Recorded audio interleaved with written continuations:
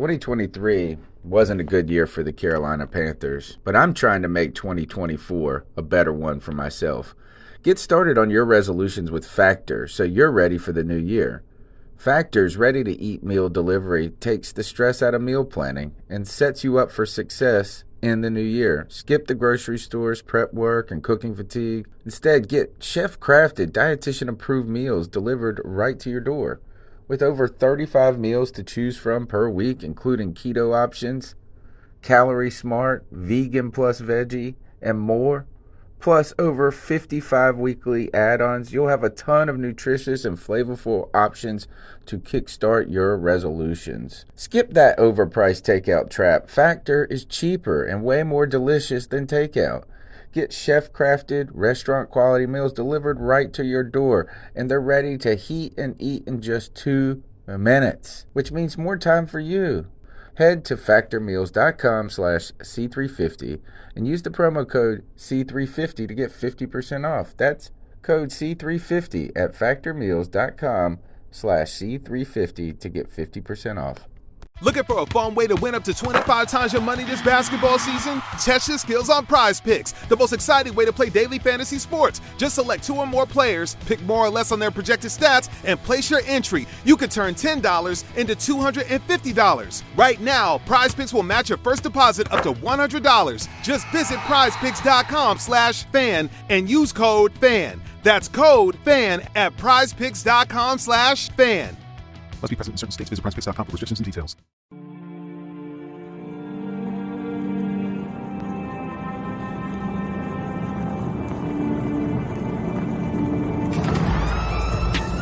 In a world where Carolina Panthers fans have an insatiable thirst for Panthers news and opinions, only one podcast roars ferociously. It's the C3 Panthers Podcast. And it is absolutely perfect for another new year. Win, lose, or draw, C3 Panther Nation congregates together after the game every Sunday. What's up, C3 Panther Nation? My name's Cody Lashney. Tony Dunn will be joining us shortly. He's on his way home. And listen, man, the Panthers lose a very close game today. And I know it's bad, but I am not going to start this new year on a bad note, man. Panther fan until I die. And no matter what happens with this football team, win, lose, or draw, we're going to be here. We're going to be here for you. And as you always know, this is a podcast for the fans, by the fans. We all know you and love you. It's our guys, Drew, Dan, Hino, Dexter, Henderson, Jay Sue, Maddie, Matt, Panther Pickle, Sarah Taylor, Seth Robinson, Thomas Tomlinson, Tim Estes, 10 Tizzy, Underground West. Ain't nothing to it but to do it, boys. It's a new year. Let's roll. I am joined by my co-host, as usual, CK. CK, how are you, brother? Man, as we've kind of fallen into the apathetic realm of things, the good news about today is no matter what the outcome, it was a win-win. Even though it's slightly depressing, there were some positives. I know some people are going to be, hesitant to point out anything that was good with this team, but all in all, I think we saw 2 bad teams with 2 bad quarterbacks going against each other with little to nothing to fight for, except for the Saints, with a little glimmer of hope that they'll get into the playoffs. So all in all, not bad. Yeah, and listen, man, another impressive performance by our defense. A defense that, they gave up some plays, they gave up some run plays, but at the end of the day, man, this defense is always fighting to overcome this absolute offensive ineptitude that we have. It's certainly going to make for great discussion today. Joined again by Greg, the Bat Daddy, the Stat Daddy himself. Love to see you again, man. How are you, dude? I'm doing all right, man. Every second so far of this new year has sucked for me, but looking forward to this discussion. I think that's going to be one thing that's a constant for me that'll be pretty good, even if we are talking about The absolutely wretched Carolina Panthers right now. What a terrible excuse for a football team at this moment. I was talking to you on the chat while it was going on. We weren't even playing football, it didn't look like. We are the absolute worst team in the NFL, and we're not even going to come close to getting a top 5 pick. Well, we'll get close. We'll be a 7, but I'm saying we're not even going to get what the worst team in the NFL should get. I believe the best we can do is either 5th or 6th. I think 5th. I believe. I don't think we can get any better than that. I'm not sure on that. I'm sure the chat room will correct me at some point. But, I mean, yeah, listen, it's all the same things. And there's so much that we have to talk about. And before we really jump into it, reminder, Tony will be here. He'll be here shortly joining the show. He's just running a little late. So the professor will be here. But also, this is your show to make your opinion heard. Call into the Cat Calls line at 252-228-5098 to make your opinion heard. Leave a voice message and let us know what you thought about the first Panthers game of 2022. And with that said, I kind of already gave him his introduction. I said he was on the way, and the host indeed has arrived. It's none other than the professor himself, Tony Dunn. I get to introduce you for once, brother. What's up? Happy New Year, man. Hello. Welcome to the C3 Panthers post-game show, where things continue to be God-forsaken awful. And I'm sorry. I'm in a mood, folks. I am in a mood when it comes to this team. And basically, it just comes down to this. Is somebody tell me something good? Tell me one good thing other than that it is almost over. Chuba Hubbard. Let's go, Chuba. Chuba Hubbard is absolute dog shit. Keep trying to defend Chuba. Let's go. Hey, I'm a Chuba fanboy, man. All right. Dude, So, hey. So is Matt Rule's wife, but you know. Damn, that's low, man. That's rude low. is that? That's low. And true. Yeah. All right. C3 Panthers post-game show, longest running Panthers podcast around. Even when my ass don't even want to talk about these teams. My ass, I have never been. Actually, I'm going to put it this way to the people in the chat, the people that call into the show, the people that listen to the podcast. Sometimes we talk about this, is that sit on the couch. It's therapy. We're going to try to, lock arms, walk through this. I need you guys to lift me up this week. I'm telling you, the last 2 weeks have been very difficult for me to be even excited about doing this podcast. And I love hanging out with the people on the podcast. I love talking about Panthers football. I love talking about all this. But this may be the most dismal feeling that I've had about the Carolina Panthers. I mean, we're talking about a low that is comparable to 01 and 2010. I mean, that's how bad it is. And I know the record doesn't say it, folks.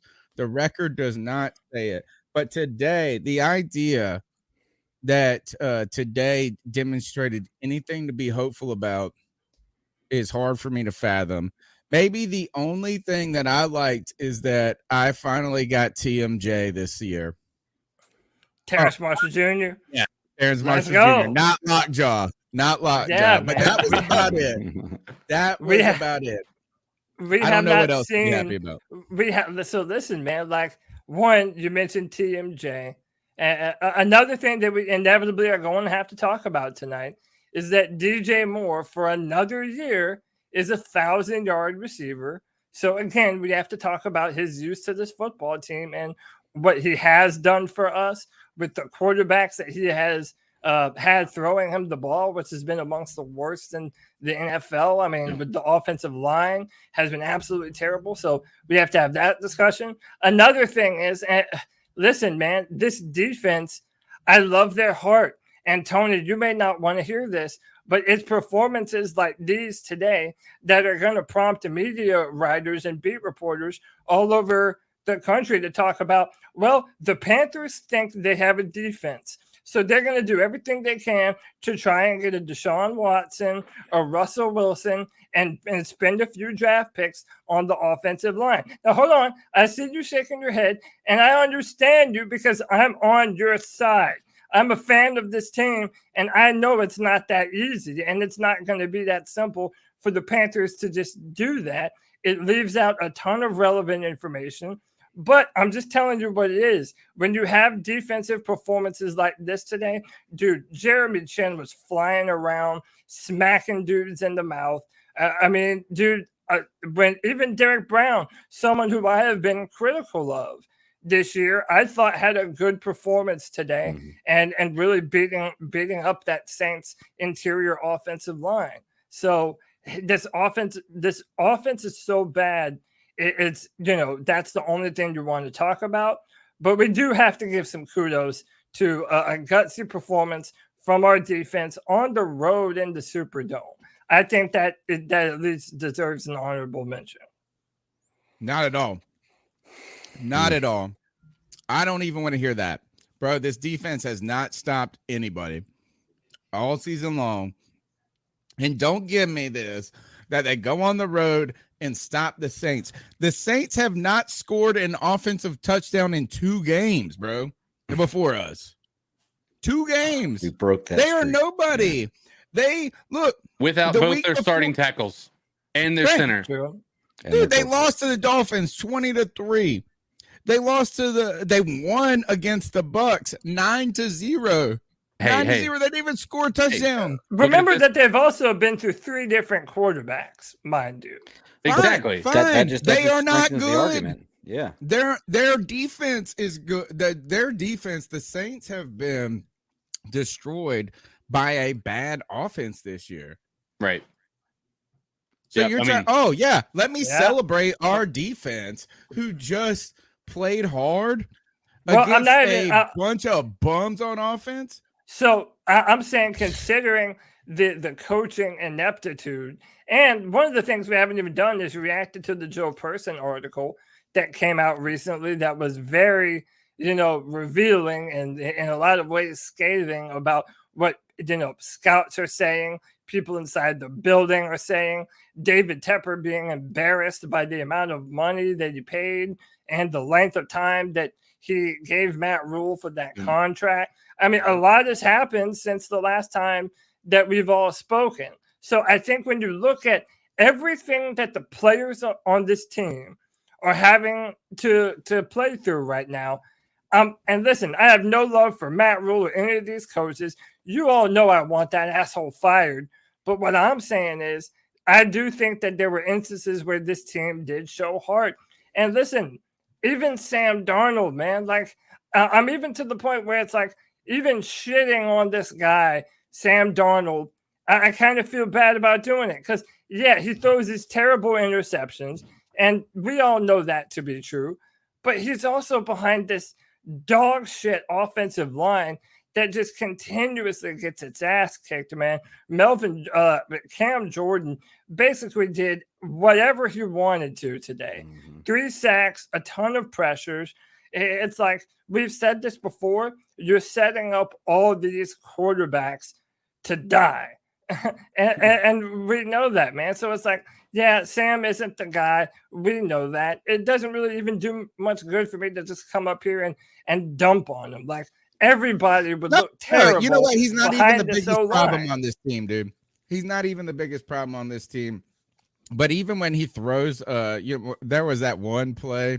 So when the best thing that Matt Rule's probably done as a coach is challenge that spot on the field, which is like, my friend said, way to flex. But he's like, I'm challenging where you said that foul occurred. Big flex there. I thought that was funny that he said that. My boy Chandler, shout out to Chandler, Honeycutt. But then we come back, can't move the ball at all. You get the ball in the 5 or whatever it is, and you can't move it at all. Fine. And Darnold runs outside the pocket for his life and throws it away. It's a good play. But it looked terrible. So this is my question to you. For anybody, what changed? What happened today that you did not expect?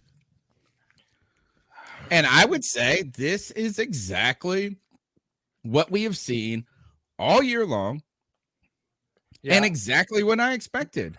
And I don't want to hear, somebody told me this. They showed effort. God damn. I mean, if they didn't show effort, man, fuck y'all. Yeah. I'll tell you what I saw that I didn't expect. I saw them continue to do the exact same thing they've done all year as far as the game plan is concerned. They haven't, they have nothing to lose. You would think that there would be a reason for them to just make some shot calls and stuff like that. And they weren't. They weren't even making an attempt at that.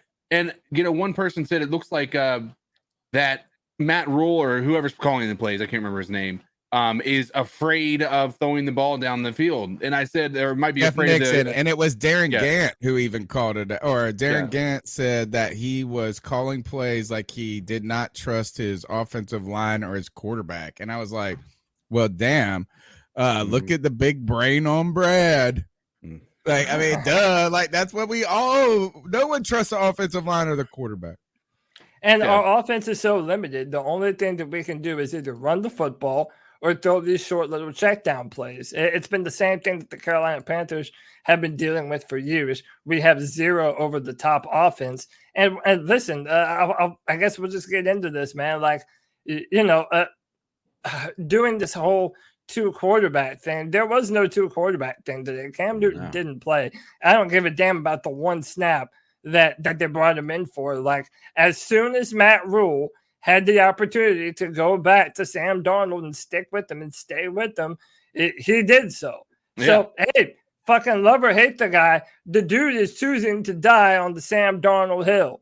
And, we have to talk about the implications of what this means going forward. Many of the people in media are saying that, they're hearing that David Tepper is going to give Matt Rule a 3rd year in Carolina. And maybe, but dude, honestly, I call bullshit, because I don't think David Tepper knows what the fuck he wants to do. I think he has so much fucking egg on his face. He goes, oh God, I'm so embarrassed. I gave this dude a 7-year contract. He has no NFL experience. He doesn't know what he's doing. But he also had this weird thing where the 3rd year of a Matt Rule tenureship is the best one. So if you fire him before that, then it looks like you just move on to the next coach real quickly.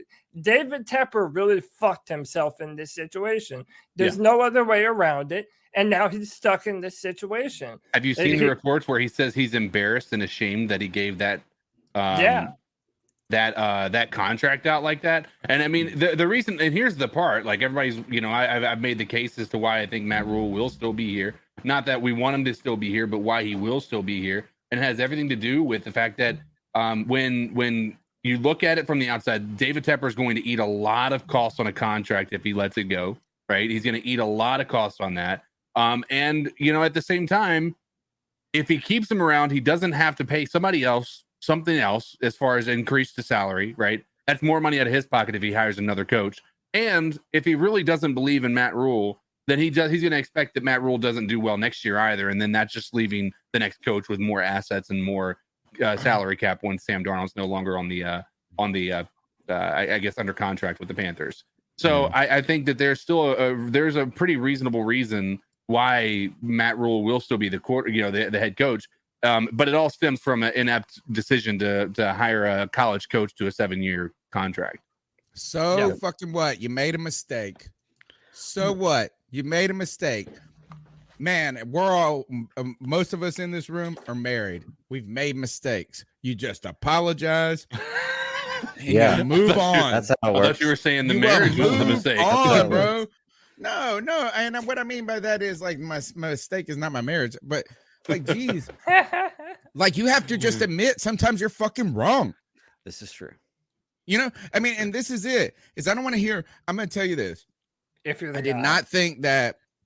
I did not fall into this. Oh, a college coach can't work mentality so much when we hired Matt Rule, because I felt like he was trying to say things that were just so kind of on brand or, cookie cutter. Mm-hmm. It didn't feel like a big jump. It just felt like, oh, this guy's just trying to do this. Process, whatever. It turns out he's in over his head. Mm-hmm. He is completely in over his head. And now that college coach to the NFL actually did become the weakness. Yep. And it's a mess, bro. Yeah. And I don't care if you're David Tepper and you're worth these billions of dollars. Who gives a flying fuck how much you paid this dude? Who cares? You are losing more money every Sunday by having this product than you are by just firing this dude and paying him to go away. You might as well pay this dude to just divorce the bitch and leave. I am sorry. Like Jeff Bezos. Yes, Jeff that's exactly what they give him so much fucking money Who in cares? his divorce, but it still doesn't matter because he's a fucking billionaire, dude. Right. 500 billionaire. He's a trillionaire. That's a great point, dude. Sorry, I don't want to hear about the contract length anymore. I don't want to hear about the positivity. And we're going to circle back to the Joe Person article because it was very telling. And the fact that other reporters are asking about this article in the post game or in these press conferences is almost ridiculous. Look, Joe Person dropped this like bomb, and it's not even a bomb. It was just like what we all have seen. Right. It's nothing. It's literally everything that we have been speculating for months. Is actually happening. It is. I have never seen something so ridiculous as what is going on with the Carolina Panthers right now. Yeah, it feels like it's the clown show that Skip Bayless called it. It's there's no other way to explain what is going on right now within this organization. I mean, just how contradictory even just Matt Rule is with his statements of we're not going to be running a 2 quarterback system. That's not what we want to do. I don't really like that. Continues to run it when PJ's in there. But the moment Sam Darnold gets back, they try it one time, and it's Sam Darnold's baby to take from there. Right. And I am still of the mind, that I am not in the position where I want to blame Sam Darnold for everything, because I will be completely honest with you. I don't think Sam Darnold is even close to the worst part of this team right now. It is absolutely that offensive line. And we've said it time and time again.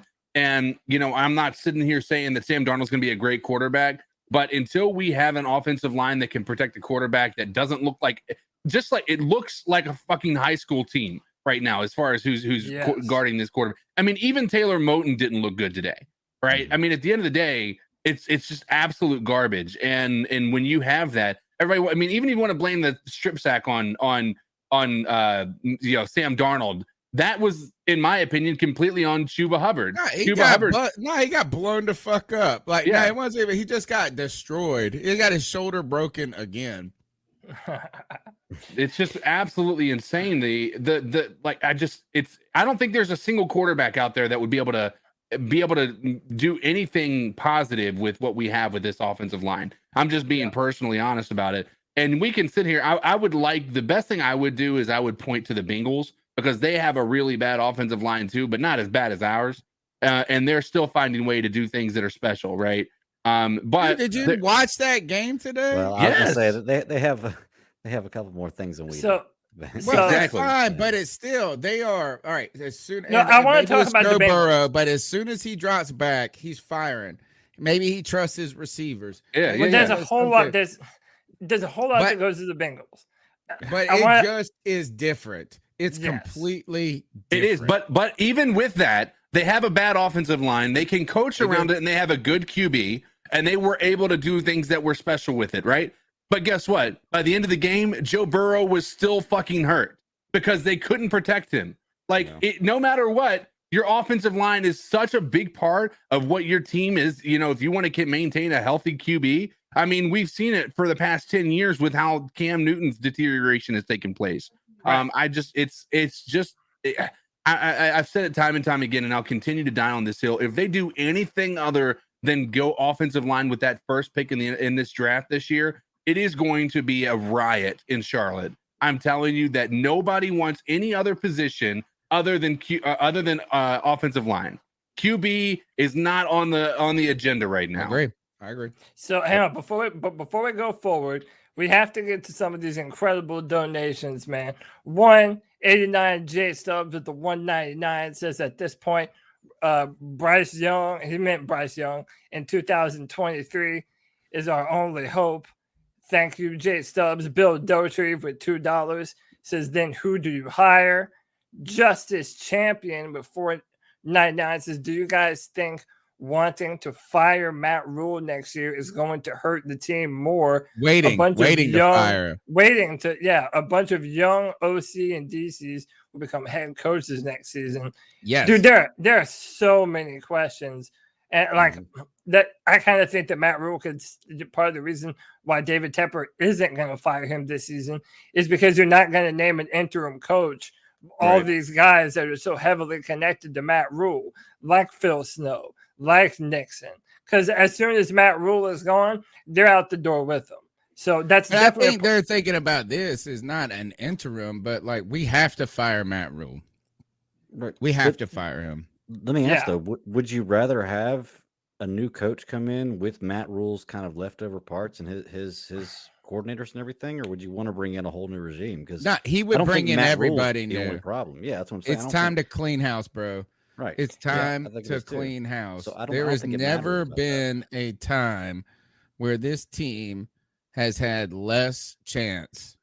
I don't care. I don't want to hear nothing. I don't even want to hear even the offensive line. The fact that it's so bad is a referendum on this staff. Yeah. It's a referendum. Like, I mean, is that this is like, why is it this bad? Well, how is it that you can be this fucking bad?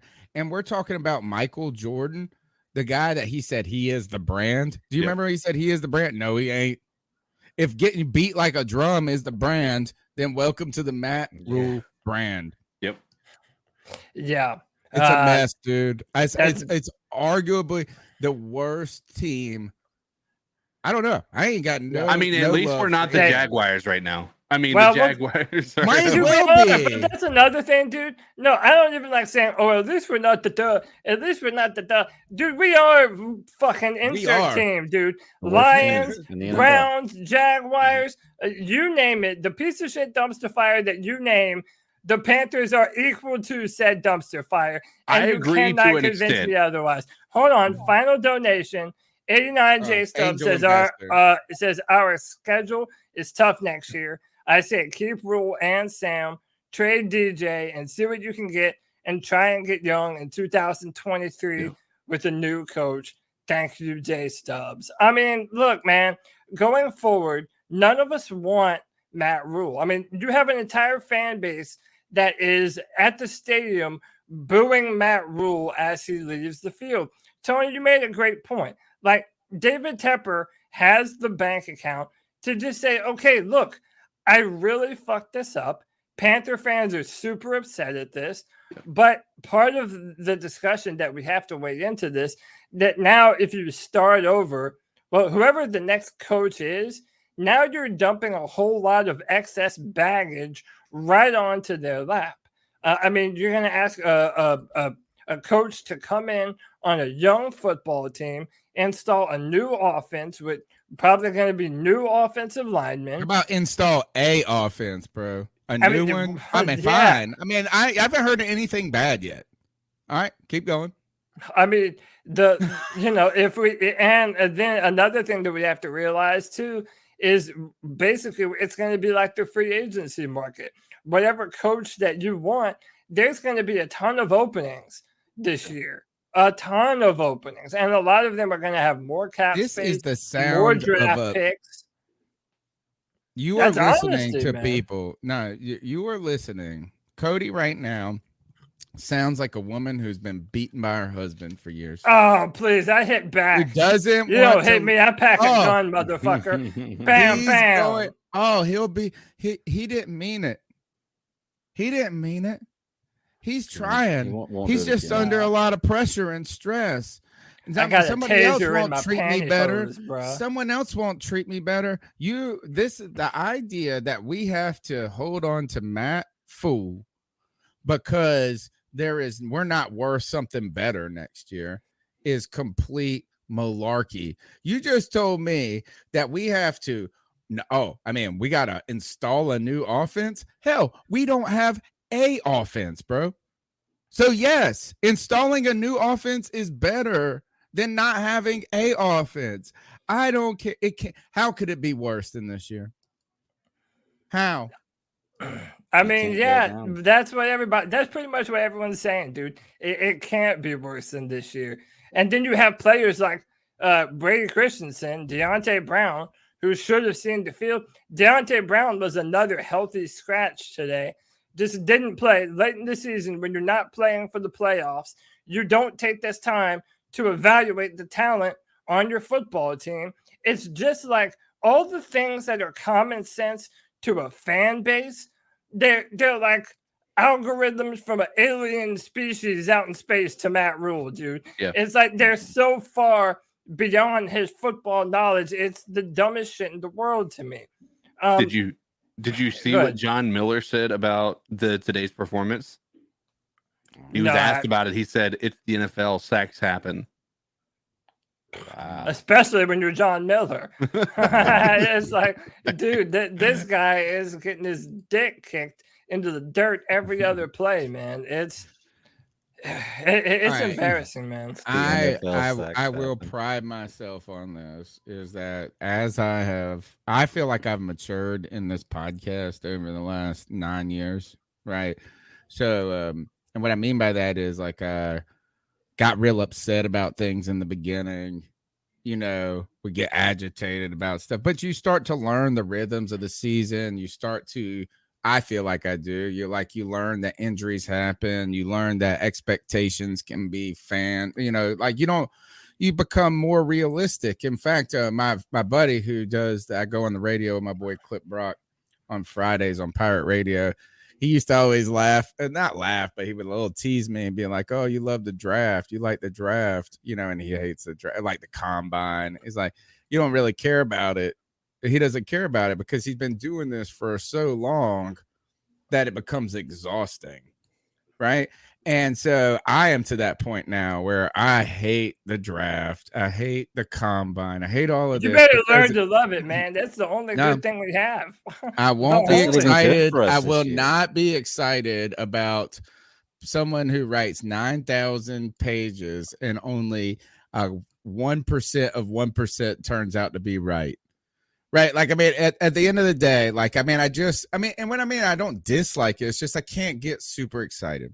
But at the same time, I don't get super down on things, right? Like, one play doesn't dictate how I feel about somebody, this or that. And when it came to Rule, I feel like I am very fair, and I've been very kind of cautious in being too quick to say, "Oh, he's the problem. He's the problem. He's the problem." Right. And what did I say last year about Joe Brady?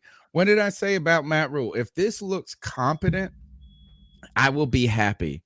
A first-year head coach in the NFL, if we put together a competent team and we look like we're not in over our head, I'll be excited. And I was. And I said I didn't even need Joe Brady to be the next wonder boy of the NFL. I just needed him to be average. And it kind of was. But it's gone so bad, dude. Yeah. It's so bad. Like, you can't look at it and tell me, like, we would be foolish to not be weird, or like not to be upset right now. Yeah, everyone. You would be very foolish to try to be glass half full at this moment. Yeah, and Tony, those people are fucking crazier to me. The ones that are like, "Oh, you guys are being too harsh. Like, and give him his third year. Give him a break. Golly jeepers." Like, nah, dude, what are you talking about? When you're the head coach, you're being paid with the assumption that you're in control of this football team. You live and die by the record that your football team produces. The record is who you are. And when you have a team that is continuously dropping games to not only the worst teams in football, but division rivals, are just able to kick your ass up and down the field. Your record in December is abysmal. We are never, in contention for the playoffs under Matt Rule, and he's had some time. We now know through the Joe Person article that Matt Rule has final say-so on all football decisions. So for the past 2 years, this man has signed off on 2 drafts. He has signed off on 2 free agencies, and yet this team seems to be regressing worse than it ever has been before. It's bullshit, and it's absolutely unacceptable. And you, as fans, have a right to be pissed off about it. Now, one more thing, Tony Dunn. You said I reminded you of like an abused housewife. Nah, dude. I'm her butch lesbian best friend that's been hitting on the wife forever, that's packing a gun in my pantyhose, getting ready to come and pop the husband who's beating on the woman I love, right? Damn. And that's the Panther fandom. We're coming for your fucking throat if you continue to have this football team be a dumpster fire, man. We want You the wanted Panthers to give be him a another football year. team. You want to Nah, give him dude, another fuck that. year. I've never You should been not on have Matt another Rule. day. But You nah, should not dude. have another day. I've You said never it been just a on few Matt minutes Rule having a ago. third year. You said Nah, you just never, said it. bro. Didn't he say, Nah. hey, what you said, what happens if you go and you get these people? There's a bunch of jobs out there, this or that. You might as well drive this train into the ground, is basically what you said. I disagree. Nah, bro, it's dude, time this. It's Matt time Rule to needs to go. leave the abuse, folks. The number is 252-228-5098. That's 252-228-5098. It's your hotline for domestic Carolina abuse. Let's go to these calls. So what are your thoughts on catcalling? Yeah, it's pretty. You shouldn't do that to somebody. And how did that make you feel? Very uncomfortable. So how do you think catcalling makes the person feel? It feels good, like. Who's that cat sitting in the back corner with his face buried in his nose? Who's that kid that can use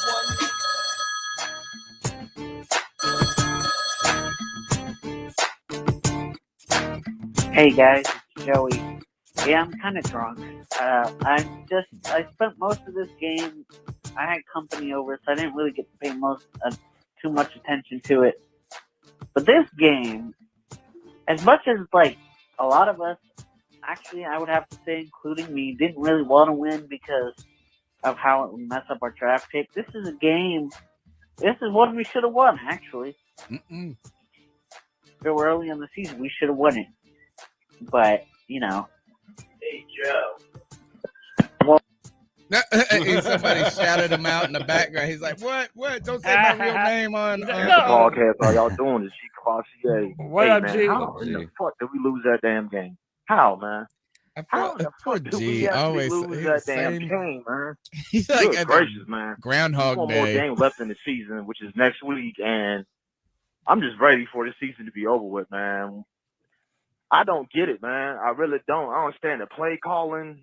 The defense played pretty good, but at times the defense played shitty, dude. It's like I don't get it, man. It's fool's gold, man. And Derek Brown finally got a damn fucking sack. Finally, man. I told you my thoughts on Derek Brown. You know what I'm saying? But anywho, man, Sam, I don't know what the fuck is wrong with this dude, man. He kept eyeballing damn DJ Moore majority of the fucking game, man. He hit Terrence Marshall Jr. on that one good pass, but there were so many open plays during that game, man. He kept staring down DJ Moore. That is a fucking problem, man. Like, for real. I'm like, come on now, y'all. And Chuba Hubbard, you know, he scored. Shouts out to him or whatever, man. Abdullah played a pretty decent game, man. But I'm like, come on now, y'all. We should not have lost that fucking game, man. We better than that, man. Give me your thoughts on that, y'all. Keep pounding. Hey, it's funny he's talking about how do we lose that game. I shit you not. When it was the third quarter and we were up 10-9, I was watching this game and I was like, how are we winning this game? It felt like we were losing the whole time, and we were up by 1 point, and it felt like we were losing. It was terrible. Dude, and he mentioned Sam staring down his receivers. So it's funny. Last week at the end of the Tampa Bay game, Cam Newton threw an interception, like right to one of the Tampa Bay defenders to end the game. And I feel like Sam Darnold did the same thing today. The last Panthers offensive snap, he just chucks an interception right to him. He's like, dude, we need to fucking go home. This sucks, man. I know. Thank you. Yeah, but he does stare down his look, man. That's why I said we know who Sam Darnold is. Like, if you would have made this scenario in your head before the game, and I were to tell you all this shit that happened today before the game, you'd be like, oh, yeah, that sounds exactly like the Carolina Panthers. Like, nothing surprising happened today. Sam Darnold is not a good quarterback. It is not going to be our future.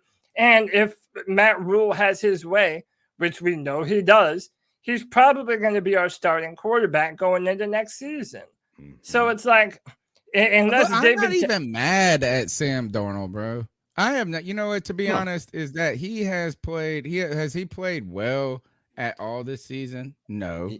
I mean, there's been some flashes, but I mean, there might have been a couple of good plays. There were some complete, like he ran the ball in the beginning, all right, and some stuff like that. The first game against the Saints was a really good. I mean, was one of his best games he's had. But outside of that, it's been pretty. Yeah, I mean, but he throws a good ball every now and then too. Yeah. The thing though is that we thought that Sam Darnold was kind of it was his circumstances before that had limited that had kind of ruined him, or had made him poor or bad or whatever it is, not good. And you could still say that right now. You could say that the circumstances in Carolina, there is an idea in theory that he has not been put in a place to succeed. But he's ruined. That's fine. Yeah, we have. Yes, no, he's done. It's not going to get better for him. At least we had hope that this could change him. We thought that our coaching staff saw something and could do something to build upon, to reclaim him, this reclamation project. And you know what? They made him worse. They fucking made him worse, dude. Like, they almost owe him an apology, A. And B, they owe us an apology for trading for all of this. And C, when you hear the rationale about how they came to the decision to go with Sam Darnold, it feels so reckless when it comes to the team. And this has been my criticism. This is why I feel like we have to get rid of this Matt Rule experiment. Is not because of what this team did today. The fact that we lost today is not surprising to me. Right. It's not surprising. In fact, I didn't really even expect our team to be much better than it is this year on paper, on record. The problem is that this coaching staff looks like a drowning. I'm not a great swimmer.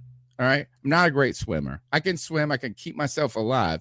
But when I get when you're not a good swimmer and you get out of breath, you get fatigued, you get panicked, the panic kicks in even more and it becomes worse and worse and worse. That's what it feels like with Matt Rule. It feels like a flailing, I don't know what to do. And I even feel like Sam Darnold was kind of that. Not kind of that. He was that. It was like, oh my God, it didn't work with Teddy Bridgewater. Oh my God, we couldn't get Matt Stafford. Oh my God. Oh my God. Oh my God. Let's get Sam Darnold. And they didn't even have any experience with him. Basically, they saw that Phil Snow said, he kind of reminds me of the guy we were trying to get. And they're like, let's get him. Let's get him. And by the way, remember Joe Brady did say he hadn't even, he was going to get to know Sam Darnold when he met him. That he hadn't really done it. Yeah, he didn't make an endorsement one way or the other. By the way, you know what else Sam Darnold is? He is someone who gets to join the long list of people who use Cam Newton as a scapegoat for their own inadequacies. Today, at the post-game press conference, Sam Darnold was asked on the offensive struggles. Bottom line, everyone's not playing good enough. Me, Cam, everyone on offense were not playing good enough to win games. No, he didn't. So Cam Newton played one snap. Cam Newton played one snap. Broke his manicured thumbnail. And yet he needs to bring up Cam Newton's name. How many yards did he gain? He gained like 6 yards in that rush, right? Wasn't that more Hold on. It's so uncomplimentary, dude. Like, we were sitting here defending him, saying, yeah, we know who Sam Darnold is. But then you're Cam's over there cheering him. Did you see them man? It's like cheering him? We got a touchdown. Cam's over there. You have to learn. These people don't know sometimes when to just shut the fuck up. Just say less, dude. Can I tell you this? Like, we can all be point at that and talk about this game. I don't think that Staten was talking about just today.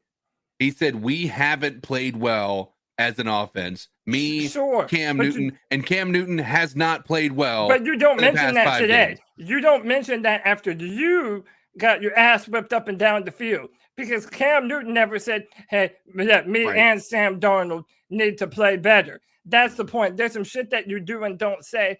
That's some shit that you don't say. And I feel like this team is so undisciplined because of our bullshit coaching staff. They really just have no couth to them, man. They have no discipline. They're always looking for a way out because everyone probably feels like they've been played, like they've been put in a position to fail. That's probably why he's trying to tether Cam Newton's name to this whole shit because it's like, well, look what we're all having to play behind. But, dude, regardless, you just don't say that shit, man, because now he sounds just like Matt Rule taking opportunities to shoot at Cam Newton. When, by the way, thank God he even came back to this team this year because that was the only fucking thing Panther fans got excited about this year. And even if someone's a Cam Newton hater, you better admit that too. Dead to me. He's dead to me. Fuck him. Get Cam's name out of your mouth. And I don't want to hear this. I hear people talking shit about Cam right now. One person in the comments on our last YouTube video, and I thank him for watching the show. He always comments. He's always writing the comments and stuff. But they like to come. Some people like to come after Cam. You cannot blame this season on Cam Newton. No, like there's no reason. Like here's the thing: the only thing that we should have said is we shouldn't have brought Cam back. It's unfair. I told you I didn't want to bring Cam back because of this. This is the whole thing. Is you're gonna point the finger? It has nothing to do with us. The team was broken before Cam Newton came up into this joint. Right. So Sam, get that fucking name out of your mouth, and I mean that because Matt Rule. This is something Matt Fool will do. You know, and it's like if I hear one more person say, "Oh, because we didn't have Christian McCaffrey." In fact, I want to talk about this. Mel Mayock, former co-host of this show, and I gotta say, not happy about this exchange right here. And I'm calling you out, Mug. You're getting the ice up from me. Getting the ice up from me on this. Is that because he is one of these positive rule people? Right? The positive rule people, whatever that is. He says, I do believe there should be another year to get this right. Get CMC, Horn, and an offensive line, and we could really have something. Now, let me ask you this. I mean, like that is, again, that's like me saying, well, if I die on that hill. What does that mean? If we get a completely different team? First of all, I don't want to hear if we get JC Horn back, this team is fucking mad different. Shut the fuck up with that shit. Number one, the dude played 3 games in the NFL, and y'all are crowning him like Stephon Gilmore, like Defensive Player of the Year or some shit. We go and get the former Defensive Player of the Year, and guess what? We still stink. So, no, I hope J.C. Horn turns out to be a fantastic player, but not all of a sudden that if we had J.C. Horn, we're 10-6. Shut up. Yeah. Get the fuck out of here with that. A guy who hasn't even played a full season, hasn't even played. No, is that, yes, are we optimistic about him? Sure, but get the fuck out of here with that. Number 2, get the fuck out of here with CMC being held. Like, okay. Yeah. Well, if my aunt had, Oh, if my aunt had nuts, she'd be my uncle, dude. That's right. Well, okay. Well, man. All right. Well, if, and then, just go get an offensive line. Yeah, just go get one. They just grow on trees. We only have one draft pick. Shut up. You can't fucking just magically fix all. Well, you know what? If we were the Chiefs, we might be good. If we were, no, this is the dumbest. I'm sorry, I can't. If I don't want to hear it. Don't want to hear it. So the part that I have a problem with is if we're saying these things that are all true, all those things you just mentioned are true, by the way. There's no guarantee to have Christian McCaffrey for a full length of time. He's so injury prone. Hey, how about this? We have to hope that J.C. Horn isn't injury prone. Pray that he isn't, right? But J.C. Horn, let's say we have another really good corner. Yeah, does that help us stop the run? Yeah, but does it make our offense any better? Fuck no. But my real problem is this, though, is that if you say those things, it makes you a bad fan. That's always what pisses me off the most, is that when you have a reasonable critique of this football team, and you make them known, and you say that the man who has done nothing, Matt Rule, to earn our trust as head coach, yeah, what a shocker. We don't want him to be the head coach next year. He has done nothing to prove worthy of that job. And it doesn't make us a bad fans for saying that. We're beating spouse. I'm sorry. Mel Mayock, you're a beaten spouse, bro. You're scared. It's a victim mentality. You're scared to leave the man.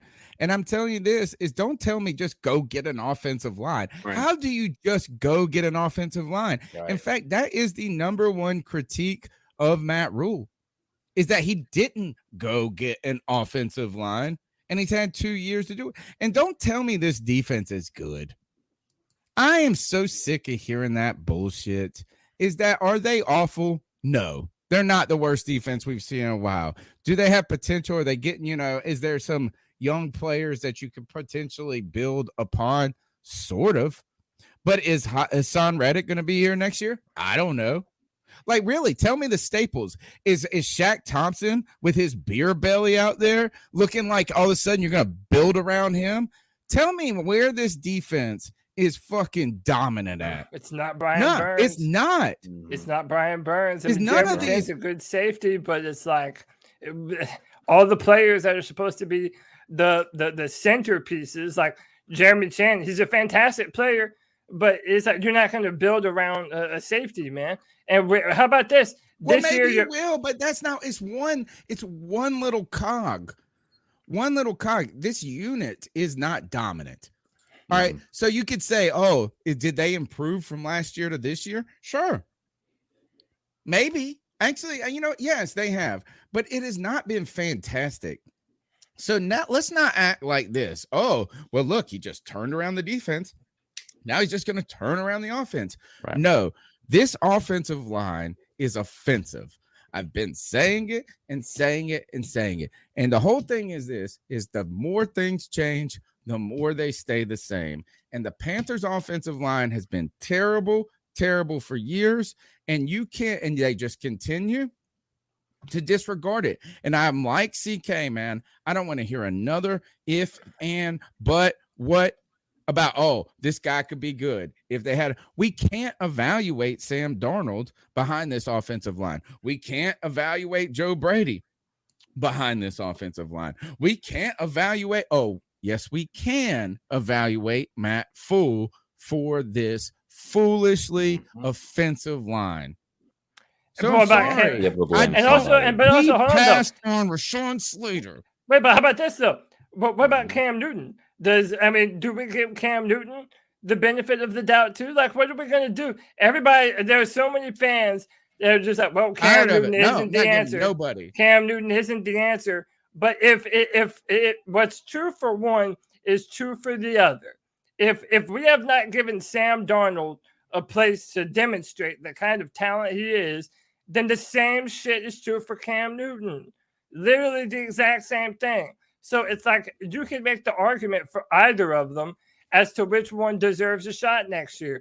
Because chances are it's going to be one of them. there's And an I'm not easier argument convinced- here. My last thing, CK, is I'll pass it to you, and I'm sure you'll disagree with this too. I'm not convinced that there is anything that Sam Darnold does better than Cam Newton, who has actually had reasonable time to prepare like a starting quarterback. Yeah. So first and foremost, when we want to talk about, the fact that we don't have a reason to choose one or the other for next year, that we do. Cam Newton's not under contract. Sam Darnold is. Like, that's as simple as that. As much as we want to see Cam Newton succeed and all that stuff, it's not going to be here.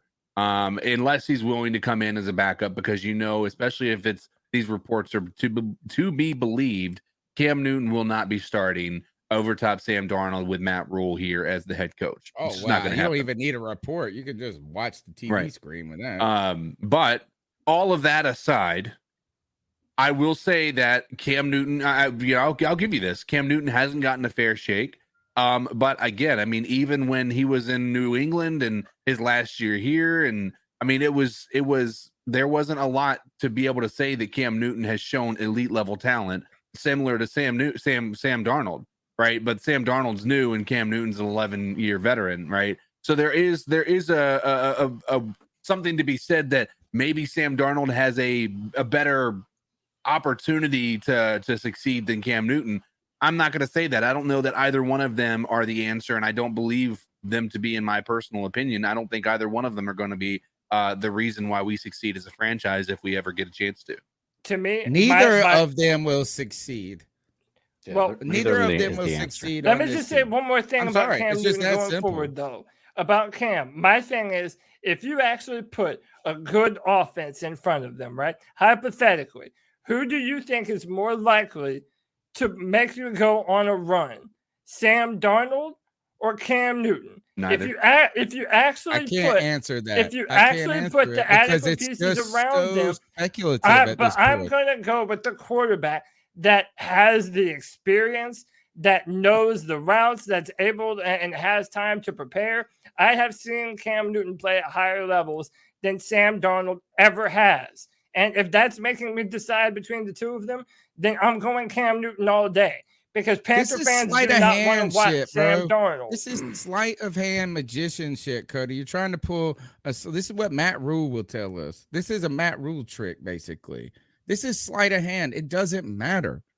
It doesn't matter. Whoever, you could put damn Aaron Rodgers on this team right here, and we probably couldn't go on a run with this bum ass coach and this bum. Like, I'm sorry. Is at this point, it's not fair. I didn't want to do this. This was my biggest fear about Cam Newton. Everything I have wished for Cam Newton since he left was for him to have one last hurrah. And that didn't mean playoffs. It just meant a complete season where people saw the Cam that I remember. Right? And it didn't even have to be the greatest Cam you ever saw. Just somebody that had a good year where they kind of just dispelled the stupid narratives or this and that. But no, guess what happened? They put him on the New England squad, and New England had the most opt-outs. They didn't have anybody and this and that. And I even heard this. And look, another example of this is I heard them talking. They were singing praises about Mac Jones this year. And they said, and this team last year didn't have an offensive line. They didn't have any weapons. And they had the most opt-outs, but they went out and spent money in free agency.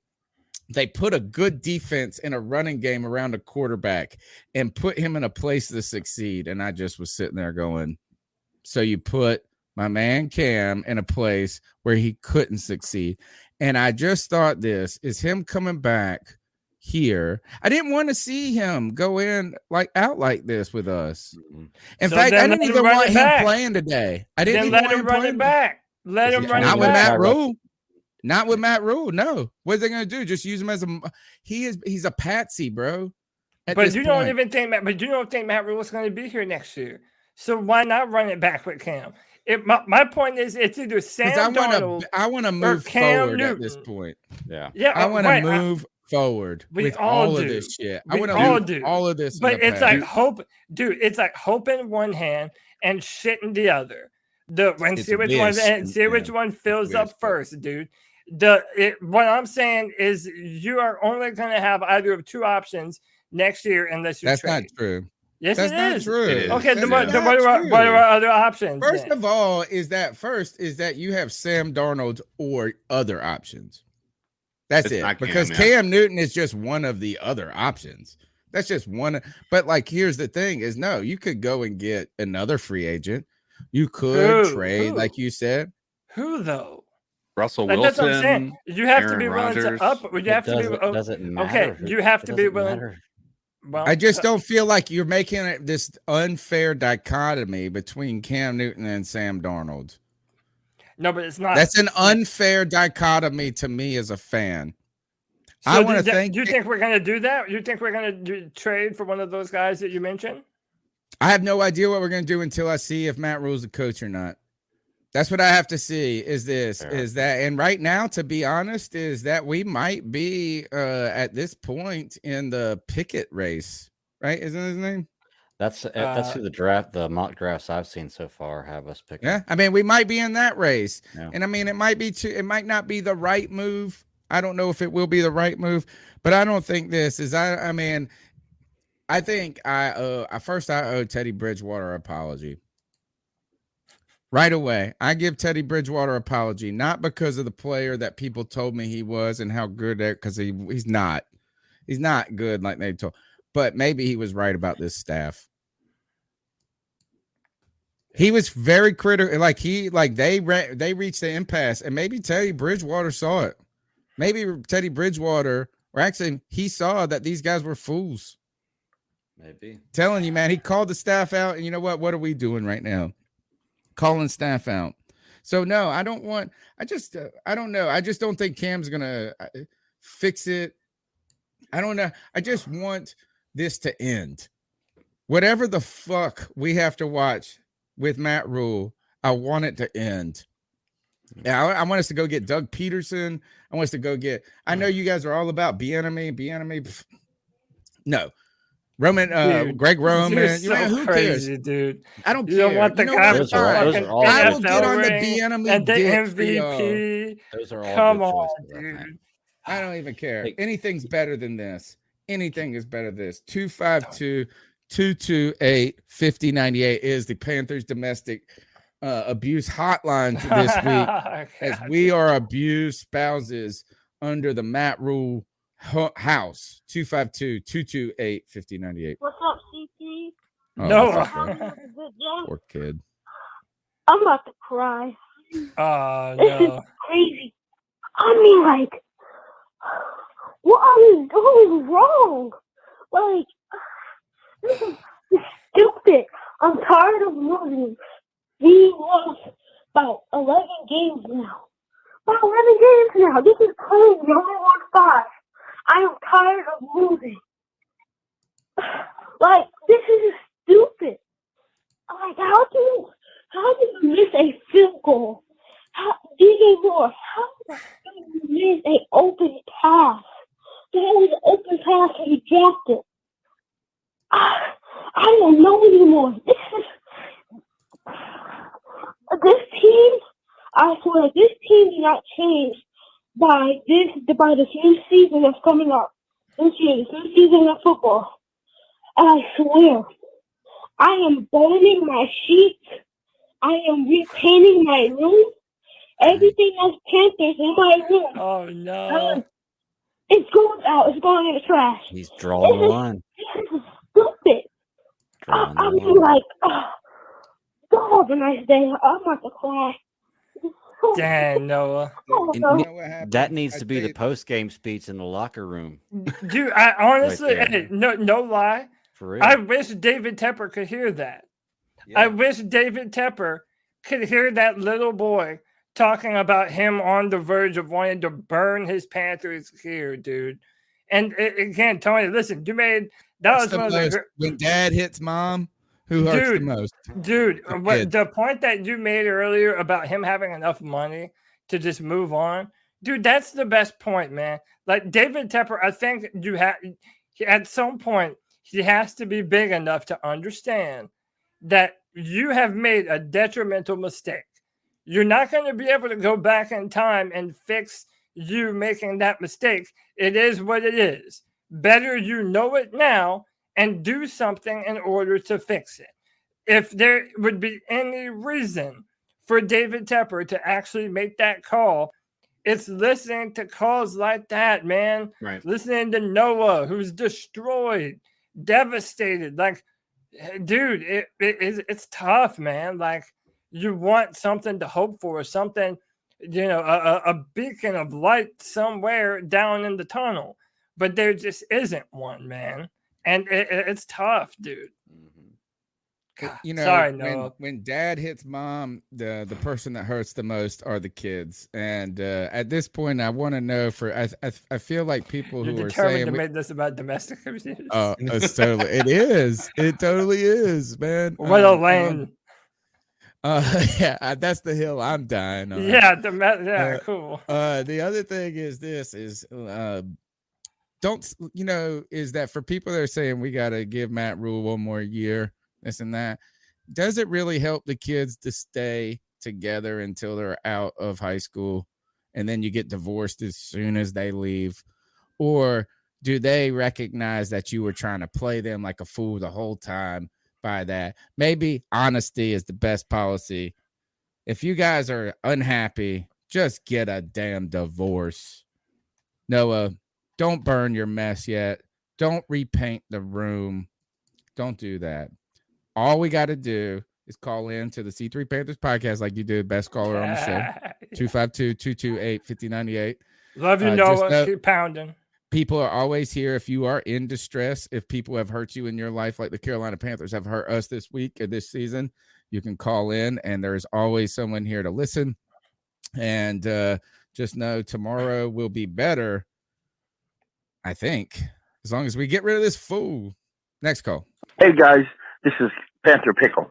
Listen, I don't see how we can not fire Matt Rule, because if you keep Matt Rule, even for you say one more year or however you do it, let's be real. How can he go out and perform his job? I mean, what you going to do? Tell him, okay, we're not certain that we're going to keep you past next year because you'll probably screw up. So we're not going to let you re-sign your guys. They're not going to do that. Riddick is expecting a big fat paycheck. Well, guess what? He only fits Matt Rule's system. Now, in a pinch, you may can get him to be a regular 3-4 outside linebacker, but that means you're stuck in the 3-4 as long as he's on your contract. Plus, he's not big enough to play a defensive end role, or even a linebacker in a regular 4-3 defense. So you're kind of stuck with him if you give him big enough money. And I mean, that's just one tip of the iceberg. And there's a lot of decisions that Matt Rule commands. What are you going to do? Tell Scott Fitterer, because we're not certain Rule's going to make it, you can't trade any picks. So, it would be easier just to dump Matt Rule, accept your losses, and move on. I mean, the Matt Rule's salary is not coming out of the salary cap.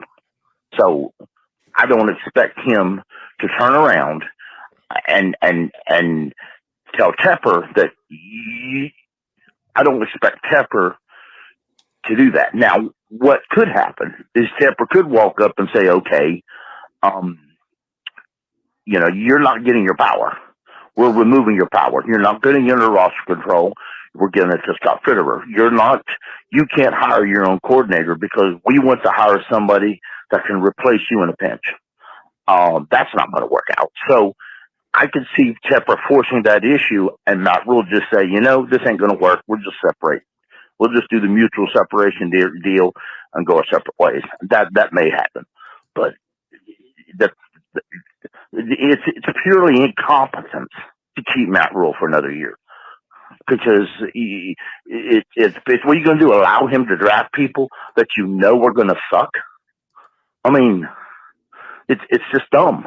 It's dumb business wise to do that. Y'all have a good one. I want to go ahead and say this real quick is Noah, send me an email at carolinacatchronicles@gmail.com. Hit me up on Twitter at @cat_chronicles, in DM, whatever. Send me your address. We're going to send you some Panthers, some C3 swag. Nick Montiero gave me this idea. He said, we got to get this kid some gear from C3. He said, I pay for it. I said, no, we're doing this. We're going to get you some gear, Noah. Make sure you check with your parents first, though, before you send your address out to me or whatever. I don't want to be causing no trouble or nothing, but still, we want to keep you as a fan. We appreciate your calls, man. We appreciate your passion for this team. And I got a Cam Wow for you. I got some T-shirts I can send you. I'll scrounge up whatever Panthers swag I can get you. We're going to keep you around, my man, as a Panthers fan, just like all the people listening tonight. We appreciate you. The number is 252-228-5098. Let's dive into the Joe Person article. We're going to react about this on the Tuesday night show. I'm sure that this will be a big part of our discussion for sure. But I guess I thought I was actually irritated about how much traction the article got. And I won't say irritated, but I do feel like we've all been like the whole Panthers community, the podcasters, the YouTubers that have been kind of maybe speculating all of this. It maybe, I would say this, maybe not irritated. That's not the right word. I felt like Joe Person's article gave our criticisms credibility. Yeah.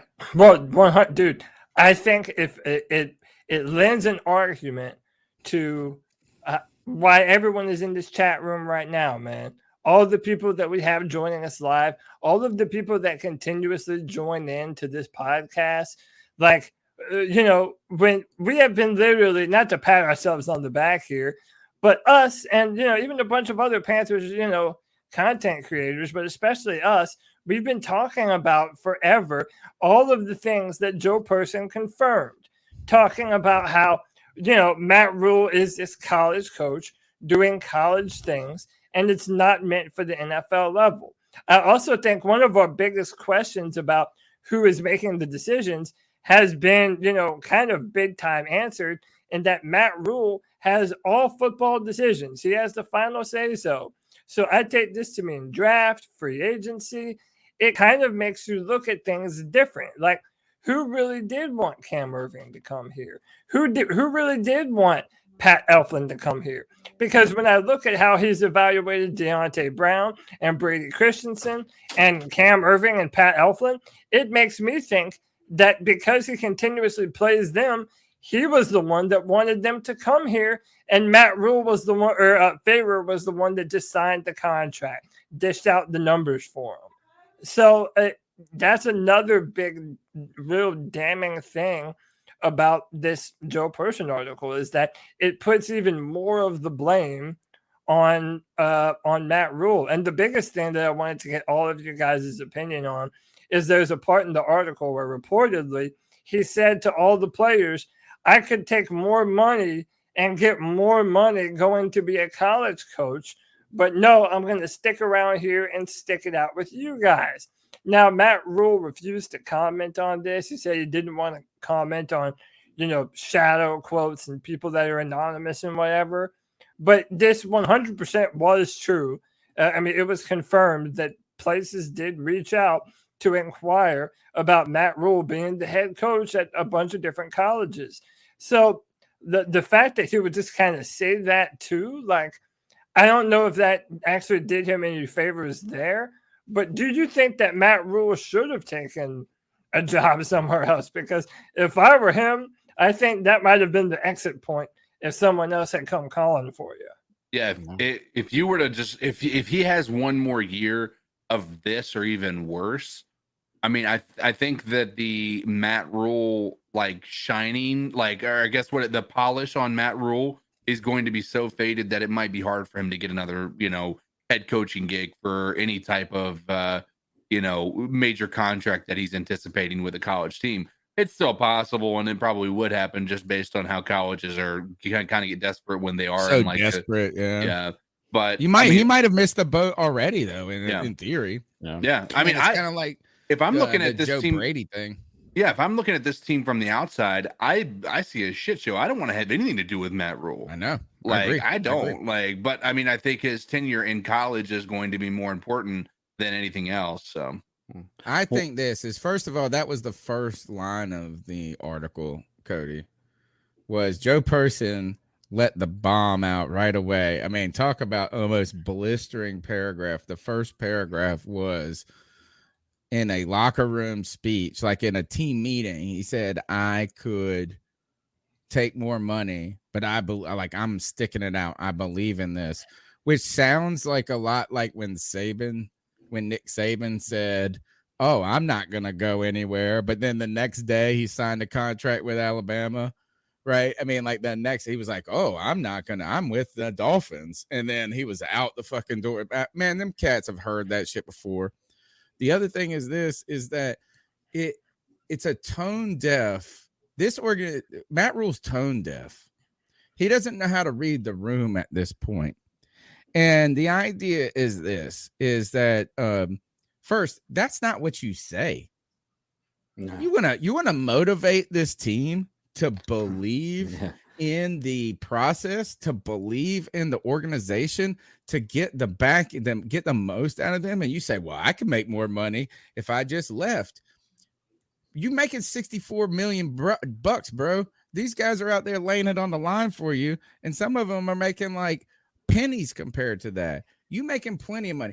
I don't want to, it's like when I hear rich people complaining about how much and then look, I ain't trying to say tax people more or nothing that. I just don't like when the people who cry the hardest and whine the most have the glossiest and rosiest circumstances. Mm-hmm. So shut up, Matt Rule. Sorry, Noah. Shut up, Matt Rule. Yeah, I was gonna say. Shut up, and just say, look, I know it's not working out the way we want, but if we keep doing this and we keep grinding, leave that out of it. Don't make it about you, Matt Rule. You made it about you. I'm sick of it, you Matt Fool. The next thing about the Matt Rule, then here, and this is where you know it's true. You know he said this. Because when he was asked about it, and you know what? Props to Sheena Quick for coming out right out of the gate and asking him the question about it, which is the hardest. But you know what he didn't say? He didn't say that's a false report. No. He didn't say I didn't say that. No, he said I'm not going to comment on what people are saying that's unsourced. So that means it was true. Mm-hmm. He said it. He is much fool. And then the third, and just going back to reading the room. Oh, the process is working 1,000%. No, it's not. It's not the right comment to make. It's kind of like the Sam Darnold comment. It's like you might be right. It's like we might be taking a little out of context, like CK said, right? Or he's just talking about the offense as general. But Cam got nothing to do with this. Yeah. The stray bullets, Cam Newton's are getting hit by stray bullets from Matt Rule, from Sam Darnold. Poor guy just walking down the road, getting hit with stray bullets all over the place. Matt Rule needs to realize that you can't come out here and kind of push back on us when nothing's like, you have to just put your nose to the grindstone and say, look, it's not going the way we wanted it to. It is, look, there's a lot of things I could do better. We're going to correct. But it was just like when they said, do you see there's a problem with penalties? He was asked this earlier in the season. They said, do you think that there's a problem with this team getting penalties? How do you fix it? You know what Ron Rivera said? We're going to fix it. We got too many penalties. We're going to fix it. Like you could just go into the locker room and say, fix those penalties. But Matt Rule's like, what am I going to do about it? How we go? Like, I mean, that's not my job. It's just tone deaf, man. It's just tone deaf. Read the room. Yeah.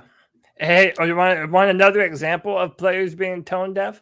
John Miller, when answering questions on how tough it is to see Cam or Sam having to get themselves off the ground, he goes, "It's the NFL. It happens." And he said, quote, "It's the NFL. Sacks happen. And then this dude is, dude, he's really got some balls about him. It's like when the guy, imagine if a guy got carted off and his neck was in the brace and all of this. And you're like, man, how hard was it to see that teammate maybe not be able to walk again? Dude, then he was asked brutal sport, how hard, bro. Brutal sport. Dude, then John Miller was asked how hard it is for the coaching staff to evaluate its quarterbacks, with the quarterbacks under so much duress. He then said, "Next question." So they don't even want to. They don't even want to take responsibility for their own asses getting kicked. It's not even his fault, bro. Why are you gonna bring out this trash ass guard who is going to who isn't getting paid nothing, who was undrafted probably or whatever it is, and they're gonna make them trot them out and make them answer the questions? You know what I'd say is, I would say, man, I ain't the face of this franchise. I ain't making no money. So ask this question to someone else. Yeah, I suck. Oh, back to the article. Here's another thing that was interesting about it. The agent, he interviewed 25 people, he said, for this article, some of them being players' agent. One of the agents said that there are players on this team from Baylor and Temple that would not be on another roster. I mean, have we heard that on Panthers YouTube before? For sure. I said that about PJ Walker. Yep. A lot man, of it, I am man. stressed, dude. I am stressed. I need a Valium, and I don't even do them things. Hey, you know what, man? I am a mess. It's a new year. Tony, you need some volume. But you know what, man? Listen, now that the holiday season is over, normally that's when the family's all around. Everything gets PC. You get all hopeful for the new year. But you know what remains the same? As soon as January comes around, old habits die hard. And the fans of the C3 Panther Nation have a bad habit. And they come here because we're their pusher man. And one specific pusher man got them golden plugs, baby. Talk to them, CK. Ladies and gentlemen, you have joined in to the C3 Panthers podcast to just process what is happening with this team that started so hot, 3-0, unconvincingly winning those 3 games. We became enamored with this team. We said they're going to be something. But then they became the outlier when it comes to stats and didn't make it to the playoffs after starting 3-0. That's a rare thing. But you guys have come here to talk about it. You come here after every game, every Tuesday night, and you haven't hit that like button yet? All of you guys who have not done that, I have one thing to say to you. This is some motherfucking subscriber shame. Subscriber shame. 173 strong people watching, 113 thumbs up. Please hit the like button. Listen, we go nowhere, man. To fans like Noah, we don't go anywhere, man. We're not running. We're going to be here through thick and thin, man. That's what you sign up for when you're a real Panther fan, man. I came to this team when Cam Newton did, so I don't necessarily have the longest tenure like some Panther fans do. But you know what? When you go through trying times like this, it shows your fandom, man. And we C3 fans, we demand greatness from our football team, but we're always going to be saluting and keep pounding the black and blue. And that's what this C3 podcast is all about. Help us grow. Hit that like, hit that subscribe, be a friend, tell a friend, share, and get those likes up and hit the notification bell for every time your boys go live and for all the draft content that you know that we have coming down the pipe. It's that time of year. Tony Dunn, let's continue.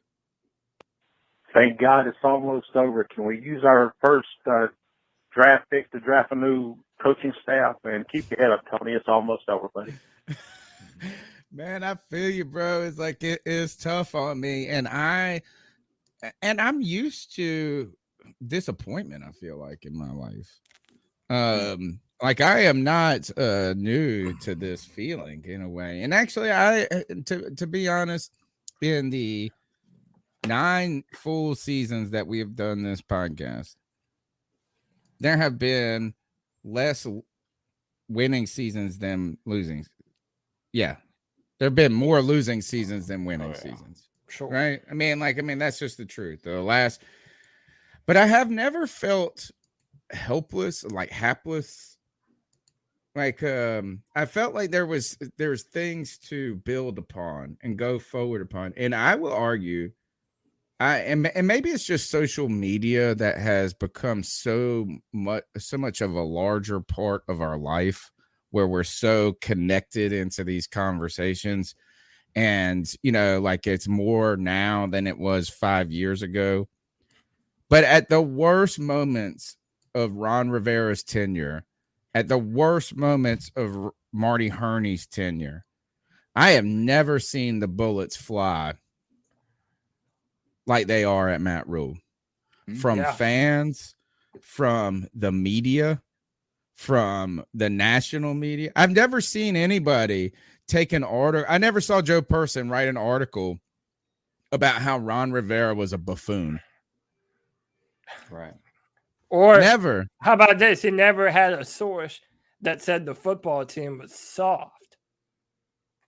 Or it's a cluster bloop. Yeah. I mean, dude, we have regressed, and that's what's so hard for us now. We're worse. I think it's what is interesting to me about it is that I have come to recognize that, and this whole podcast has been about being a fan perspective podcast. I have from the very beginning that Joey and I founded this show, we wanted it to be from the fan perspective.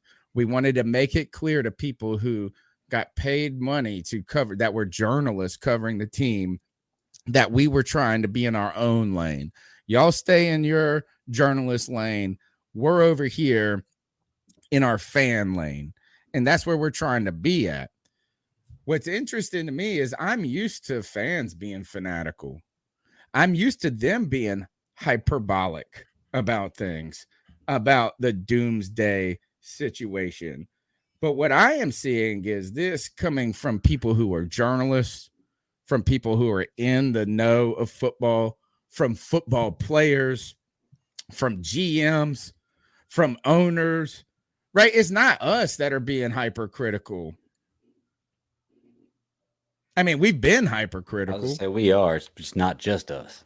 Yeah, we're supposed to be like that. We're supposed to be the ones that they're like, oh, nah, don't act like that. Oh, y'all are too much. Y'all are trying to make it too hot takey. They're supposed to be calming us down. I'm like, hey, I'm supposed to be like, they're the ones doing it now. I'm into it.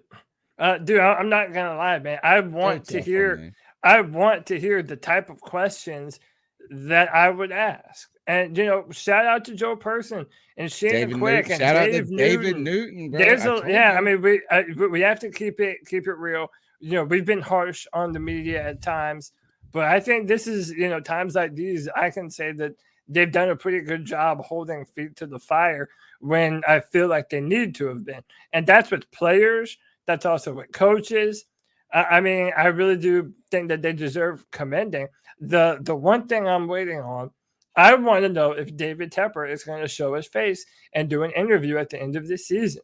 What does he have to say for himself? If he believes that Matt Rule is to be believed in, but how about this? Matt Rule, he will. Even if he doesn't fire Matt Rule, I believe that he should sell the coach that he's deciding to give a third year to the fan base that doesn't want a damn thing to do with him.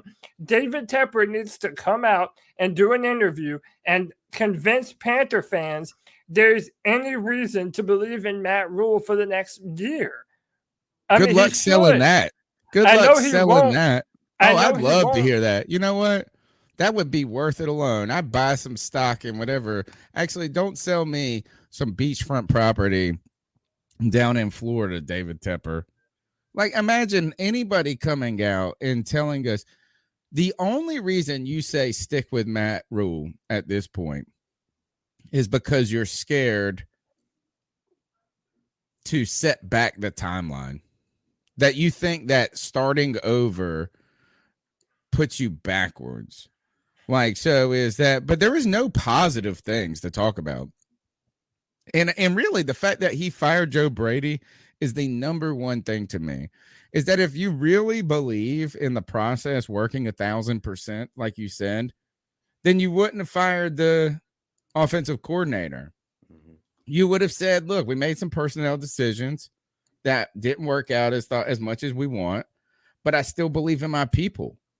He is the and this is where I'm going, Matt. I'm pushing back on you, Mel Mayock. I'm pushing back. Y'all are trying to tell me I'm negative. Y'all are trying to tell me I'm panicking. I'm panicking less than the dude driving the car. Matt Rule is flustered. He's flustered. He's panicking more than anybody. Oh, yeah. 252-228-5098. C3, what's going on? It's Vincent from Chicago. Hope everyone's doing well. Happy New Year. There's about, I don't know, a chunk of time left in the fourth quarter, but I wanted to call and throw some questions out to the panel. The reason I'm calling while the game's still on, because I don't know, winning at this point in the season doesn't matter to me with our team and the way this season has kind of gone. Like, if we win out, I don't know, it's kind of like, what's the big deal? Well, yeah, it doesn't matter. I still have the same question as last week. I want everyone to weigh in on just what is our identity as a team. You know, it's definitely not, I don't think it's with Cam. Obviously, Cam didn't play, but the style of play, like we're not going to be looking for a Cam Newton. You know, I think we want something else. You know, so that's what we're going to go for. Thoughts all around on that. If we end up somehow, if we win the game, does that win give us any answers to any of these questions? Like, or even if we lose the game, because the game's still going on, does the performance answer any questions? Did anyone play in a way that made you go, you know, so-and-so? For me, no, really didn't. You know, I was watching the game with Cody for a little while, and we were saying, so it's just like two dumpster fires smacking each other. But that being said, during a dumpster fire, we still don't look well coached. We don't look well prepped. I mean, this game is just a collision, you know, at the line of scrimmage all around, but I still am not happy with how we look management-wise. Like, the Rule just always looks unprepared. He always looks lost. You know, even just that presence on the sideline, I just don't like. And I know the fans, you know, have we really been talking about the coaching? And that's my next question is, as a fan, if the fan was a GM, you know, what would you do with the management of the team? How do you? I would ask Scott Fitter is what I would turn that into a win for the organization. Really, that's my real question: is how do you turn these events into something good? You have to give Scott Fitter his job and let him do his job. Would be my first thing. But let's start with the identity of the team, and then move to players. What is the identity? There isn't, and that's the scary part about it for me. Yeah, I agree. There isn't one. I think it was supposed to be the defense, the way it looked like he was building the team to begin with, but it didn't quite work out the way he wanted it to. So I would honestly say there is no identity in this team. Like there's no point that stands out. There's nothing that looks like we're building around at all. They look completely lost. I'm so tired of having a coach whose main priority for their offense is to be just a pounded through, just be a run heavy game.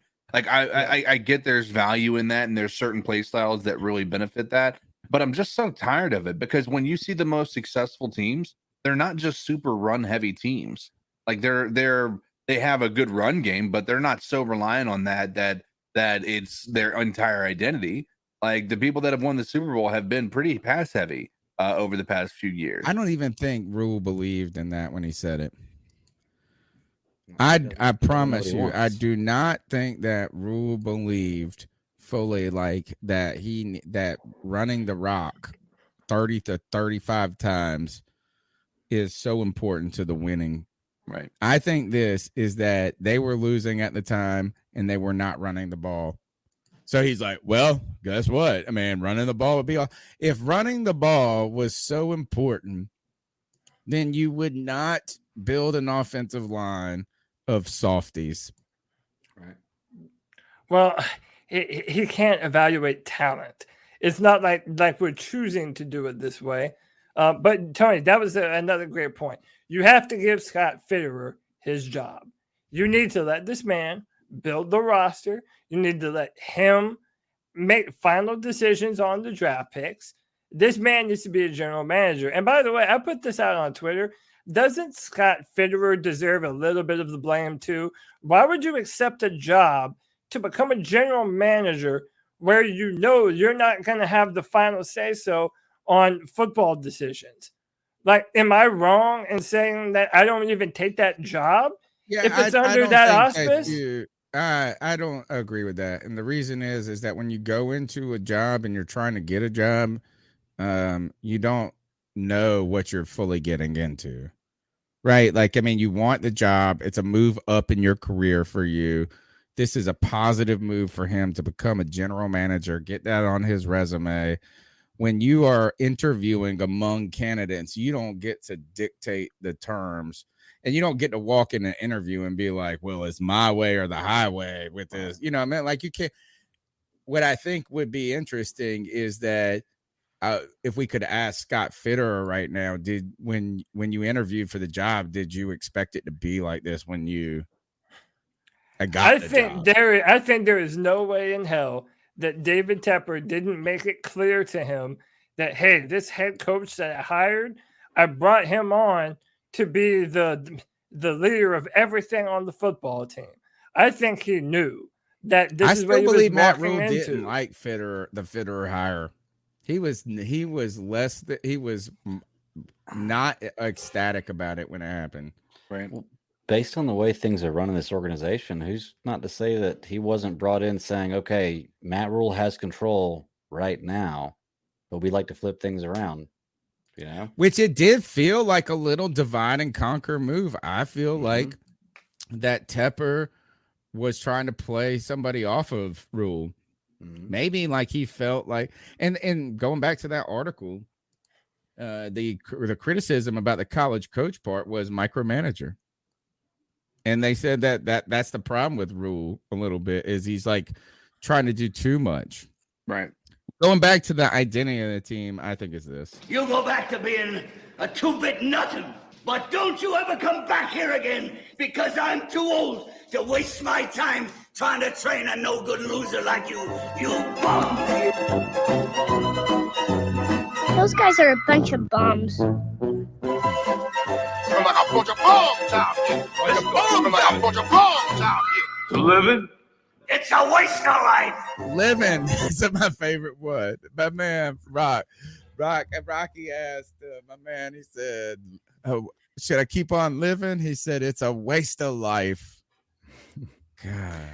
Hey, so you said that Matt Rule, the problem is micromanaging, that he's trying to be too involved, but I thought that he was like, didn't he have a question last week about motivation? He was talking about that not being his job, or he passes that off to somebody else. Maybe he's just focusing on the wrong things.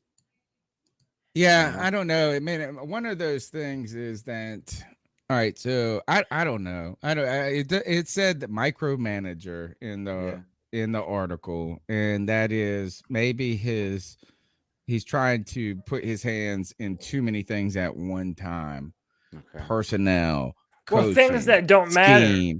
That's Like, what I'm wondering. Maybe he's delegating the wrong things. You know, Yeah, right? like it's one thing if you're micromanaging play and technique and things about the football field, but like signing a shirt when walking up to the game, dude, who gives a utter fuck about that, man? That has nothing to do with playing, and you're trying to do something good for your fans.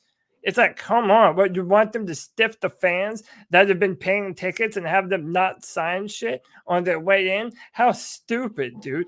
That's the reason I don't like him. It's like, it's one thing if Matt Rule just had a different football philosophy, but no, it's that all the things that he does are ass backward and dumb, and they're so completely contrary to common sense. Well, it's just ridiculous all the time. I saw someone make a comparison, him and Joe Judge. and Joe Judge tried to put in this hard nose, like take your laps, do your push-ups, it's cool in theory to think like that, I guess, like is the brand. You say these things like the team and this and that. I don't know. First is that you're the best of the best, you would think, in the NFL. So you got to remember people are professionals. You're dealing with that. Deal with it. Look, whatever it is in New York, it didn't work. They got blown out by the fucking Bears today, right? Whatever Matt Rule's brand is, it ain't working this year. And this message is lost on deaf ear. It's falling on deaf ears.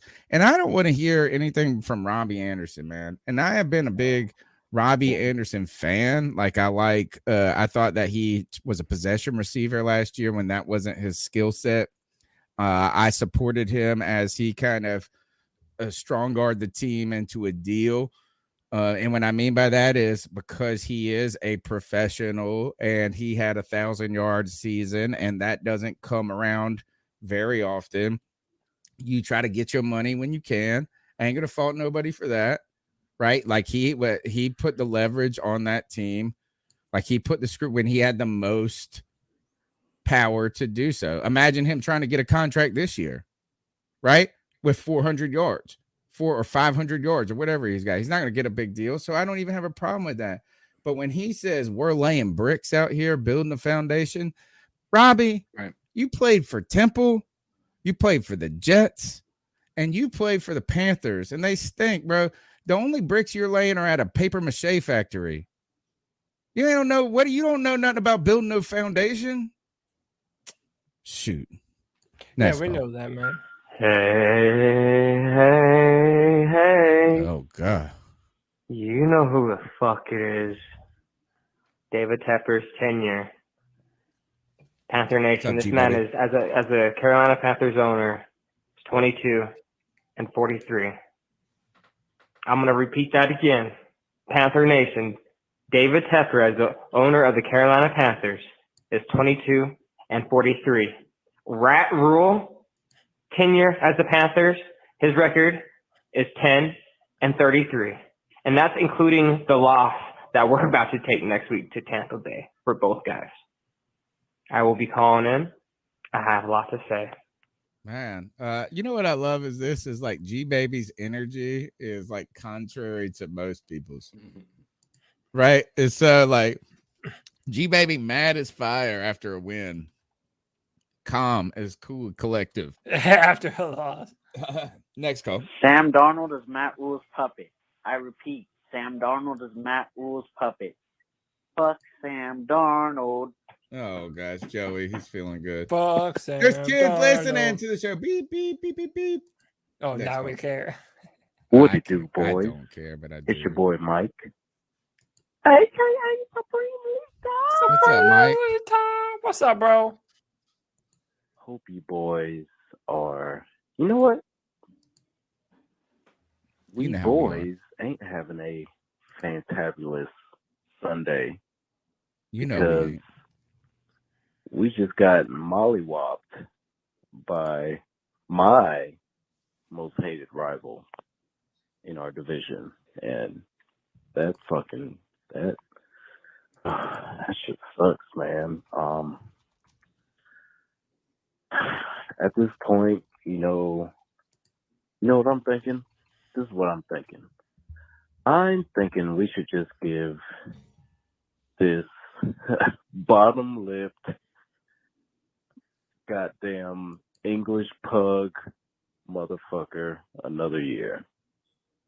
Okay, because like we're so far down the shithole at this point. Like, you know, the draft is going to be.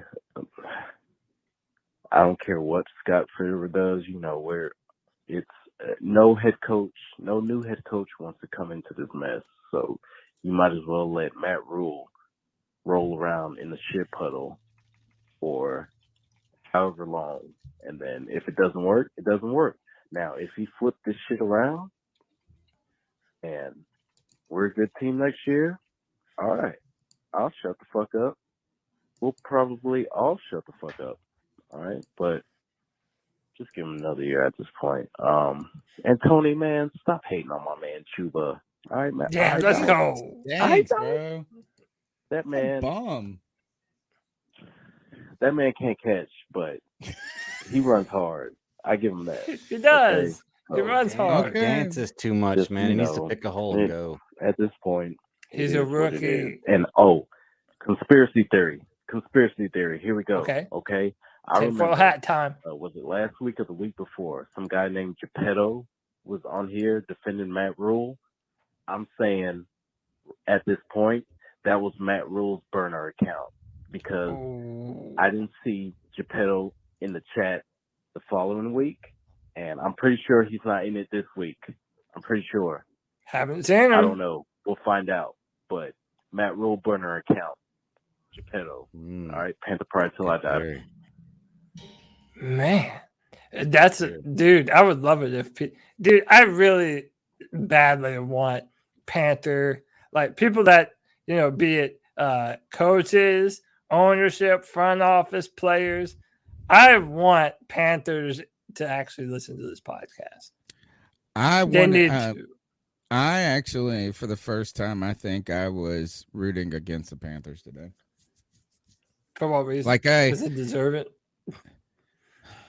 No, because I didn't want this, what is truly a problem, right? Like what is clearly a problem to be window dressed at the last moment.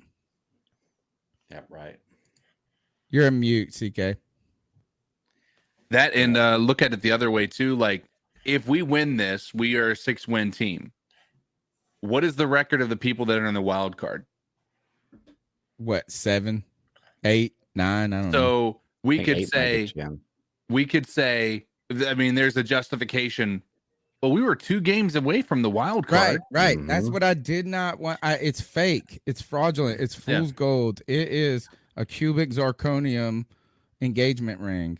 Yeah. And the problem given the third year is if he wins 7 or 8 next year, which is still not very great with no future, then where are we I don't think that if we don't have a big leap forward, like if we can't pass the eye test, like the schedule be damned. Like if we don't have progress, I don't think there's anything that saves Matt Rule's job next year. Oh no, all I mean is for the people who are all preaching about Matt Rule in his third year. Yeah, like 2 wins at a time, 2 wins that were incrementally better. Exactly. I think we have a better record. Actually, we don't. How many wins do we have right now? 5. So we have the exact same record as last year so far, right? Yeah, right now it's actually we have the exact same record, and the only reason we could be better is because there's an additional game this year. 100%. But in which theory, is Tampa Bay, so we're going to lose another game. We could lose another. Right? Is that again? I want to be very clear with this: the record will not change my opinion. Does not change my opinion about this team. Is that the record is fraudulent? And I would believe there was a way for me that we could have only won 4 games this year, and I would have thought better about this team and the direction it was going. Right? I mean, but I would tell you this is that whatever we win right now, I don't believe in the direction of the coaching staff and their vision for building this team. So I don't care I don't even care if we won this game. That's what I'm saying. Even if we won out at this point, I don't know what would have winning this game changed your opinion. If we would have marched down the field, nothing, and gotten that 8-point. By the way, it was a 8-point game. You had to get a touchdown and a 2-point conversion. People were like, oh, there's time. It's like, what do you mean there's time? I ain't no time. Did you see the stat that we have 5 yards of offense up to that point? After it was like, it was like, and guess who put that out? Team reporter Darren Gant. God, oh my God, he might not have a job tomorrow after putting that out. If Matt Rule, you better hope that Matt Rule don't pick the media department. Can you do that? God, like, I wouldn't be. Can you just fire someone a part of the staff for quoting making a stat? for a legitimate stat like if I was Matt Rule, I would be calling for Dan Gant's job today. If you notice something, you don't see. I mean, you might see Bill Voth do it from time to time, but you don't see the team reporters really shit talking the team, and questioning decision making and things like that. You might see the off talking about what happened on a play and maybe bad decisions there, but you're not seeing the hard hitting questions coming from the team reporters. So they're just propaganda, really. It's just bad. And I would tell you this is that I don't care. I don't know what winning 3 more games would have really changed about my opinion about this team. And I will go back, and I think I have been on message and on brand for myself on this. Is after that Houston game, you guys got mad at me. You remember that Thursday night game? Mm-hmm. And Sam Darnold had this game. And I thought, man, nothing was great about this moment. Nothing was that great. It just felt fraudulent. Right. And they're frauds, dude. There are teams out there that have I bet, are the Eagles better than us? Yes. Read off the other teams that have a similar. I'll go to the next call. Stat Daddy, that's your homework right here. Pull up the teams that have similar records to us: 4, 5, and 6 wins, and tell me who you feel better about, what team and why. We won't go into too much detail, but I don't think I'll be. If I was those teams, be that scared of us. Next Jets, Giants, Seattle. Hey, Matt Rule's gonna down this hill, okay? It's your girl Shalika. He is gonna die on the What's Sam up, Shalika? hill. Sam was throwing 5 yards. His average was 5 yards the whole game, okay? And he can't get in the end zone. He's never been able to get in the end zone. That's always been our problem. The dink and dunk offense. He can't make solid, huge plays. And I think for me, we all knew that the offensive line has been a big problem the whole year, and right. I know part of it has been the offensive line. Part of it has just been the quarterback play too. But here's the issue I have. The issue that I have more than anything is the amount of favoritism he shows in those press conferences between the two quarterbacks. Like last week, it was we can't have the quarterback turn the ball over and win games. This week is our O-line is so bad he didn't have the protection that he needed, to throw the ball. Well, nothing changed between last week and this week, and unfortunately, I feel like the last 5 or 6 games, the defenses were a bit tougher down the stretch than we had in the beginning of the season. And so I don't understand this guy. And just this amount of favoritism that you're showing is not any good. I can't see how any player, any free agent will want to come to the Carolina Panthers next season, because if they feel like they're going to be shown this level of favoritism between his Temple people and his, Baylor folk, and then they just come in off the street, and then all of a sudden, if I don't do it because I'm not his guy from Temple or from Baylor, or I wasn't his guy, that he's going to treat me favorably. And that may be part of the issue with why, even though they drafted Brady and Brady is much better, is why he's not playing Brady. But hey, I digress. And then the defense was lax again as usual on the defensive side of the ball. They played okay until about the third quarter, and we went down the hill like we usually do. I don't understand how we could just keep going forward with this team like this. But hey, I digress. Shalika, fantastic call. Raises fantastic call. And look, it harkens back to the Joe Person article. Something else that we've all been saying for a long time, that Matt Rule plays favorites, that he's, bringing in Temple and Baylor players that don't belong to even be on an NFL team, man. Yeah. And we know this now. We know this. This team has been outright exposed. We've been outright exposed, man. And there's not really too much you can do from here, And then again, Tony's saying, you almost want to root against them. And I feel like a lot of players are feeling that right now, because we're thinking, well, we only have one pick in the top 100 picks of this year's draft. We might as well get a premium player out of this and make it the best pick possible, But again, there isn't a whole lot on this team to actually look forward to when it comes to drafting anyway. There isn't a one player that you can point to that's like, oh, we have to have that one. That's the guy for the Carolina Panthers that's going to change everything for us. And then I'll say one more thing. Another frustrating thing about this draft that a lot of you are going to find out if you don't know already in coming months, this upcoming draft is very top heavy at defensive end. There are some really good defensive line players in this draft. And let me tell you, it wouldn't hurt to add some more weight to this offensive line, man. How many times are we seeing opposing running backs bounce it to the outside and our edge defenders can't contain? It's an issue, and it's been an issue. We are not fully equipped to run either a 4-3 or a 3-4 defense. We have no true base defense. That's why, like, we have Saints season right here saying that our defense isn't that bad, even though it's the best thing on our football team. Yeah. But when you look at all the different offenses they've lost against, dude, it's unacceptable, man. Mm-hmm.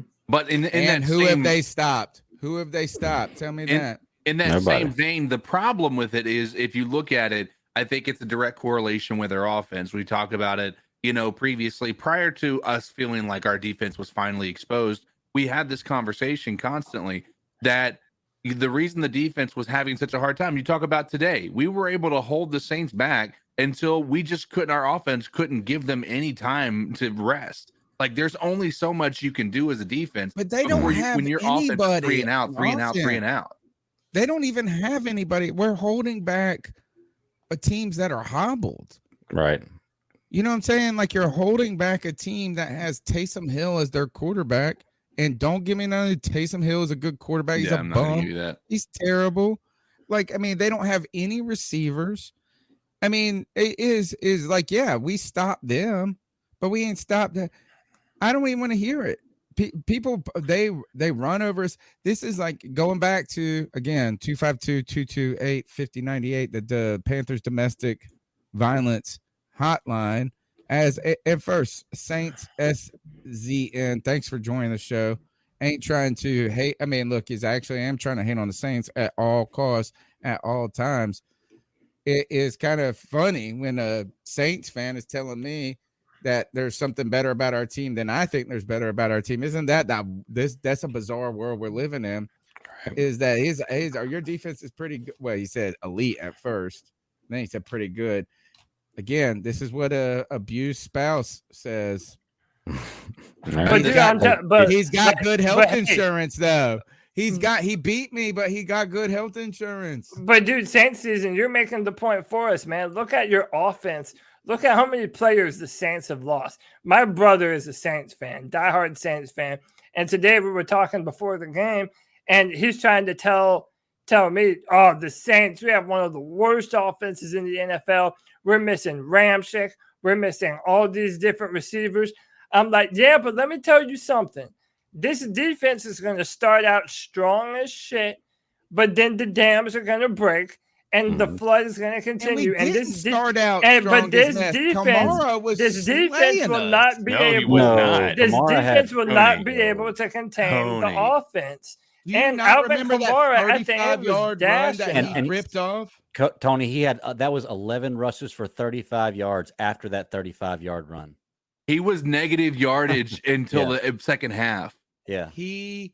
On that one play, with nothing made the look. Is that you're trying to tell me this? Is that this Panthers defense knows the only thing they can do is the only weapon they have is Kamara, and Taysom Hill running the football.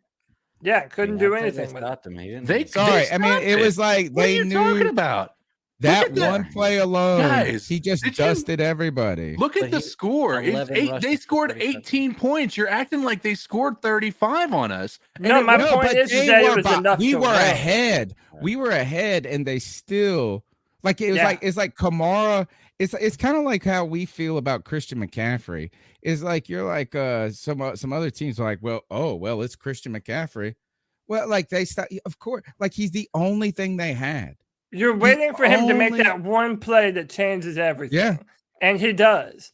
And he does do that. And like that's the point. This defense was always going to start out strong, but then they're going to have to compensate so much for this bullshit offense that even a offense that's only Taysom Hill and Alvin Kamara would inevitably be enough to beat us. Yeah. They could field goal kick us to death, dude. Yeah, death by a like that's how it cuts. felt. Like it was.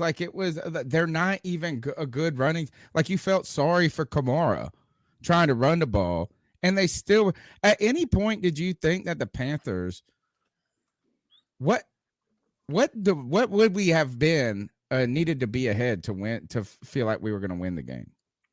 Dude, like, I mean, what was it somebody said earlier is that we were up and it still felt like we were going to lose? Well, listen, I mean, and it was part great. of that, that's what I'm saying is this, is that we didn't even allow rushing yards and it felt like we weren't going to be able to stop them in the end. Right. Like at some point it's like this and it's not the defense wasn't good, period.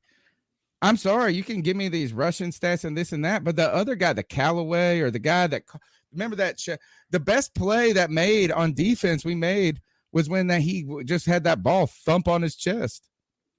He didn't catch it. I think Jeremy Chin played well. I think Jeremy Chin, Frankie Louvu, Derek Brown. Yeah, I mean, you guys are like Derek Brown had a good game. Like again, we are talking about like here's the part like that I break my heart's field. This is the interception. This is the problem. We have zero ability to throw the football. Sam Darnold is averaging 0.0 air yards per attempt. His average entering the day was 7.6, 19th amongst qualified quarterbacks, and just below the league average of 7.9, dude.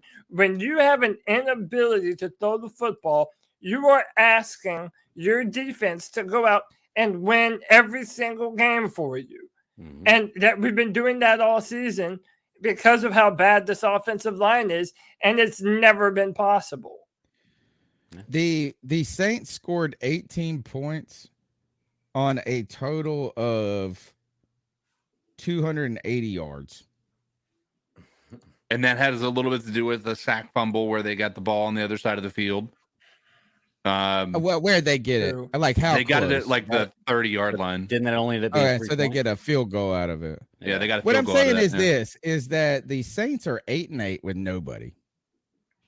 They won 8 games with nobody on offense. Yeah, and that's not true. We could not. One of the worst offenses. You know who has when we say one of the worst offenses, you know why we don't call the Saints the worst offense? Because they were playing a worse offense today. One of the worst offenses was also on the field, a worser offense. I think they're going to Sam Darnold was 17 for 26. He had 132 yards passing. We had, look at us, how fucking amazing we are on the ground. Under 100 yards rushing. I'm sorry. Like, I mean, I don't even want to praise. Look, are there some bright spots about the youth of this defense? But I don't even think there's linchpins on this defense. And that's what I'm concerned about. Our best defensive player the whole year, Hassan Reddick, is a free agent. Mm-hmm. He's a free agent. You want to put? Well, let's point to Derek Brown as being and you know what? I like Derek Brown. I think he's been an important part of our defense. But guess who threw him under the bus 2 weeks ago? Matt Rule did. Right? So, all right, we're going to build around him and Brian Burr. Like, where Shaq Thompson, twilight of his career. Who are you really building? J.C. Horn, Jeremy Chin, Derek Brown, Brian Burns. I mean, Yetur Gross-Matos. I mean, it's not the worst defense in the league, but don't sell me that they're one number of the best. 2 and that I agree with. Don't tell me that. Just don't. Has it improved from last year? I would say yes, but I am not even to the point where I'm defending the defense. No, I mean I defend them in the aspect of they are good until our offense just can't do shit, and then our defense falls apart. A lot of times where they weren't even good then. Yeah, not all the time. So, I mean, they're fine. They're okay. You know what? They are not the shortest midget in the room. Hey, They're not the shortest midget in the room. Hey, but speaking of something that's just as funny, do you want to see this photo that I found on Twitter? This is at the Hornets game on TV, lined up. They're doing Hornets live, and all the guys in the background are wearing shirts that say "Fire Matt Rule." Awesome. I fucking love it, dude. I Good for love it. I them. love it. I We love it. like I love you. it. I love We it. like you. The internet wins again. All right, next goal. Well, Hey guys, Joey again. And you know what I just realized? And as messed up as this is, because believe me, we all used to make Teddy jokes last year because there was a time that Matt Rule wasn't that bad and we believed we were just a quarterback away. Damn, seems like I wasn't even born yet, but that's where we are. I think we kind of owe Teddy an apology for dismissing his claims about us not practicing red zone and all this other shit. You know why? Because as bad as Matt Rule is, I don't put it past our coaching staff not to practice those things. I agree. I'm with you, Joey. All right, go ahead, Greg. You pulled the stats. Yeah. You were asking about the records, which actually, by the way, right now we're number 6th in the draft order. Right. After today, we are the only 5-team win in the league. There are 4 teams. Let's see, the Giants, Jets, and Texans all have 4. Lions and Jags have 2. All right, so out of the 4, let's look at the 4 real quick, and then we'll go one step. There's only above one us. we can jump ahead of. Say, Yeah, we can no, only but go not back to draft Giants. order. But who are we? Who Giants? I think that we're a better team than the Giants, but when I say that, right. they beat the shit They out also of them. beat us. Yeah, and they so- haven't. All right, so I mean, there's probably an argument that, well, you know what is that Daniel Jones has probably shown a little bit more than Sam Darnold has. Right, maybe a little bit, a hair more, and he's on a rookie contract, so you give him that. They're going to be turning over probably a new coach, new GM. But all right, I say maybe our defense has a little bit more parts. I don't know, maybe they beat us, so it's hard. Who else was on the list? The New York Jets. And how about this? I don't think the New York Jets, just like we beat the New Orleans Saints earlier this year, I don't think we beat the New York Jets right now. How about this? Did you see what they did to Tampa Bay today? Did you see they also blew it right at the end? They went for it on 4th down where they could have kicked a field goal, made it a 7-point game. It wouldn't. I didn't see that. I was eating one of this the is what best happens. Philly They're down on the cheesesteaks I ever had in 30. my life. They're down on the 30-yard line with a minute or like a couple minutes left. And I mean, they're worried about giving the ball back to Tom Brady. Right. And they really want to just kind of salt the game away. It's a 4th down, 4th and 2. They run a QB sneak, like a QB draw or something like that. When they were in field goal range, they could have moved it from a 4-point game to a 7-point game. They then give the ball back to them on the 30, and then Tom Brady just throws like bomb after bomb to get a touchdown. But here's the thing is I'm not even talking about who are we better today than, but like who do you believe more about the future trajectory of their team or what you can build around? I would say this: Robert Saleh is a first-year head coach. So first of all, he's got a similar record to us. He's a first-year head coach. Second, they got the rookie quarterback, right?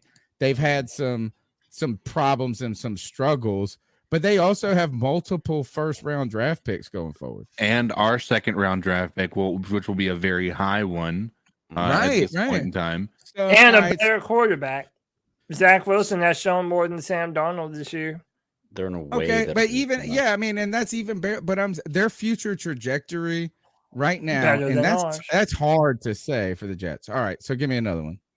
Well, let's see the 6-win teams that are above us. No, the Seattle, other Chicago. 4 game. What was the The other other 4 4 ones is Texans. So is the other 4-win team. Dude, Davis Mills has been I balling. think they would beat us now. Poor David Culley. Look, Yeah, did they beat us everybody? We were leaving those guys for dead. At least they got more spine and backbone. Who's next? They have more fight, yeah. The next are the 6-win teams. I don't think the 2-win teams compare to Detroit and Jacksonville really, but I still think both of those teams are in better position than we are based on where they're at. Detroit has 2 first-round picks going forward and has shown some fight. They've shown fight. They've covered. They've beat the spread more often than any other team in the NFL, which What means about they're these winning 6 close wins? games. These 6, and what I mean by this, and really what I'm trying to get to is if we would have won 7 games with the same exact team, right, and the same kind of cloud hanging over us, what would the number have been that made us feel different about the future? Because I don't think it's 5 wins. I mean, yeah, we're not worse than we were last year, but I feel worse. So who's got 6? The 6-win teams are Seattle, Chicago, Washington. Seattle might be in a bad spot. Right, because you're worried about Russell Wilson leaving. They don't have a lot of draft equity going forward either. Yeah, so they gave away their first round to the Jets. They're looking probably for a new head coach. But you know what? I'm not going to feel sorry for teams that have won or fan bases that have won Super Bowls in the recent years. In Chicago, I would be concerned about them, but you could at the very minimum say is that they have what if a fan would say is that Justin Fields looks promising. Could be promising, yeah. Could be. And even though he's shown some promise this year too. But today they blew out. This is how bad the Giants are. They got smoked by Chicago and Andy Dalton. Yeah. It wasn't even Justin Fields. So I would actually put us in. That's funny. Isn't it funny that the teams that have one less win than us have more, their fan bases have probably more to think about going forward? Look, the battle for the worst team in football is the battle of the big cats. It's Panthers, it's Lions, and it's Jaguars. Those are the 3 worst teams in the NFL. And I would say at least the Detroit Lions have a coach that at the end of a bad season, they do like, and they do, they do believe in. And then the other, we mentioned the Jaguars and the Jets. I know Trevor Lawrence has thrown a ton of interceptions this year, but they have young, talented quarterbacks that are going to get a chance to reset at the end of this year and get better offensive lines. They'll get some better coaches in a lot of those different places. Again, this is not a very it's not a destination, man. If you're talking about coaches or players, you're asking a lot for someone to come here and try and clean things up. You really are, man. Throw enough money out there, somebody's going to come. Yeah, I'm not worried about being a destination when it comes to that. It won't be the person you want. You're right. You're right about that. Yeah. Next call. Hey, Matt Rule going down this hill, okay? Isigur Salika, he is going to die on the hill. Hey guys, what's going on? This is Zach Harris from Kannapolis, North Carolina. Hope you're having a good New Year. I really didn't get to watch much of the game today. I was able to listen a little bit on the radio. I had to work today. From what I can see, same old bullshit. Honestly, they only played Cam one play. I thought that was some bullshit. Excuse my language. There's just a lot, man. Hey, it is what it is. I wasn't even looking forward to even watching today. I know that sounds terrible. I just wasn't excited about it at all. But I don't know, man. It is what it is. I do have a question for everybody on your podcast. What do y'all think about Hubbard as the running back? And I hope y'all have a good evening. Peace. Let's do this. Let's do this, man. I'm a proud Trooper defender, and I'll be the only one on this podcast to do it, man. Listen, does he have good hands? No. Does he take the best routes all the time? No. But what I'm looking for in young football players, and that's what gets lost in this conversation, is that when you have young football players, that's why you play them. You're trying to find all the discernible features about that person's play style that they could potentially build upon and grow and get better. I see a lot of that with Chuba Hubbard. He is an aggressive runner. Once he gets ahead of steam, it's hard to stop him. He's tough. Now, does he have some things that he needs to work on? Yes, as does every rookie. But the way he's talked about specifically on this podcast and among some people on Twitter, like they act like he's a no talent hack that doesn't deserve to be on the football field, and that's blasphemous. He's a good runner. He needs a little bit of time. He's not perfect, but he needs an opportunity to be successful. And keep in mind, remember, it's not just the quarterbacks that we're asking to do everything behind a terrible offensive line. It's our running backs as well. and we went from Christian McCaffrey to Chuba Hubbard. Like, those are some lofty expectations to live up to, man. So give Chuba a break, man. I'm not saying he's perfect, but he's not bad either, dude. Cody, but Christian McCaffrey looked good. I'm sorry, good.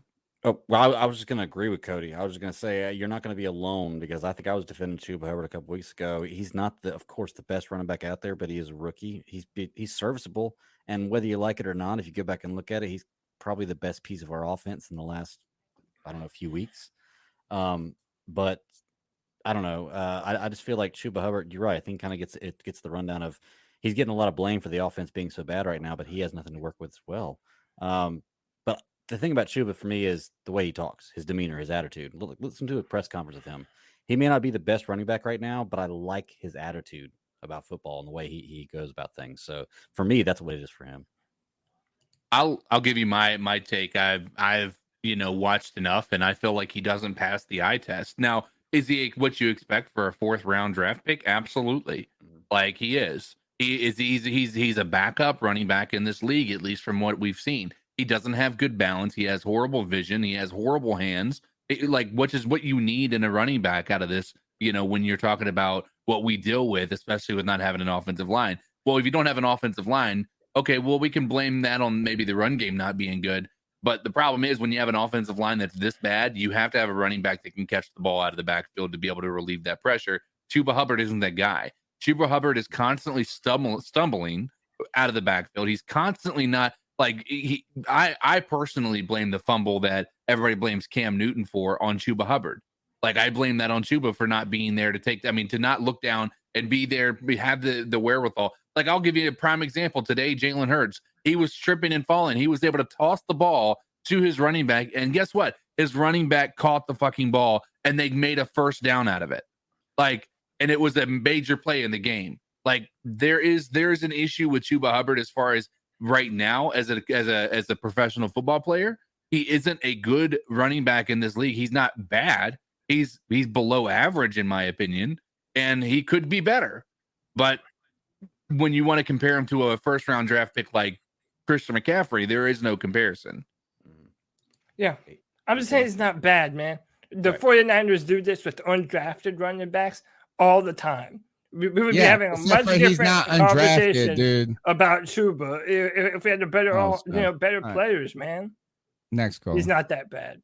Okay, Better than Cameron Artis-Payne. Let me tell you what. If you better get that. Better than Cameron Artis-Payne, dude. It's not even true. It's not even close. What team is he on? Well, contact me in 4 years and talk to me about Chuba. I don't want to. Miss me with this. I don't even care about. It's just like I didn't even want to talk about this. I'm not even commenting on it. You mad, bro? Even Tepper would actually take them brass balls he's got up on his shelf and actually attach them to his nutsack and use them and fires fucking Matt Rule. Then maybe the next head coach wants to go out and offer Cam a deal. That's cool. Okay, I'm all for bringing Cam back. I really am. Under the right situation and under the right salary and under the right coach. But let's be actually blunt about this, okay? There is absolutely no way I want to go after Eric Bieniemy just because he's got a ring. I like the guy, but he don't call his own plays. Okay, Andy Reid does. Okay, he's had multiple interviews across the league, and nobody's offered him even a second interview. I don't think that's true, Ken. So there's something there that we fans sitting on our fucking couches or looking at our computer screens don't see. And there's a lot of other guys who are qualified to take that job. Let's go get a defensive coordinator because they damn sure has found success. Y'all have next. Hey, Zay Euling again. It's been a while. I got married and dealing with all that wonderfulness, but still crazy. By the way, that wasn't true, Ken. Yeah, I'm wondering. Sam Darnold, Cam Newton, Teddy Bridgewater, maybe they're all not the problem. It's the coaching staff that built this O-line. That's And I don't know applause. what with the Applause. little draft capital we have, what can we do? Nothing. What Oh, can just we go do? get an offensive line, according to Mel Get the Mayo. best chance to maybe draft back, hopefully get 3 picks for our pick, maybe some future picks as well that are high round, and start building. But it's going to take 2 years to build this offensive line at minimum. Yes. Because the stupidity of the front office has been going. Just want to hear what you guys think about that. And then also, do you guys see Antonio Brown and his meltdown? Holy hell. Well, that's all I got.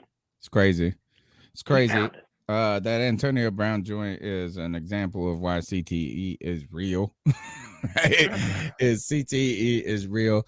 And I'm gonna go back to this. This is all I gotta say about Chuba Hubbard. Oh Lord. I touched the nerve with Cameron Artis Payne.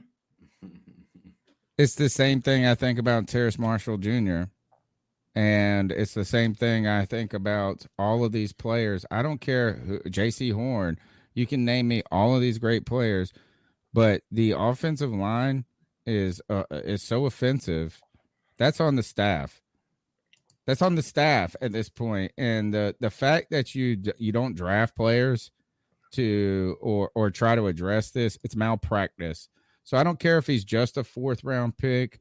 I don't care if he's this or that, or, you know what I'm saying? Is that I don't want to talk about any of these players until the offensive line is respectable. And not even respect, it's malpractice. The offensive line and what the Panthers have done with it is malpractice. And so I don't care. That's first of all, Cameron Artis Payne, by the way, is like a 6th round pick or something like that. But it might as well be Jordan Scarlett to me. You know, is that who knows if these guys are good or bad, and who really cares?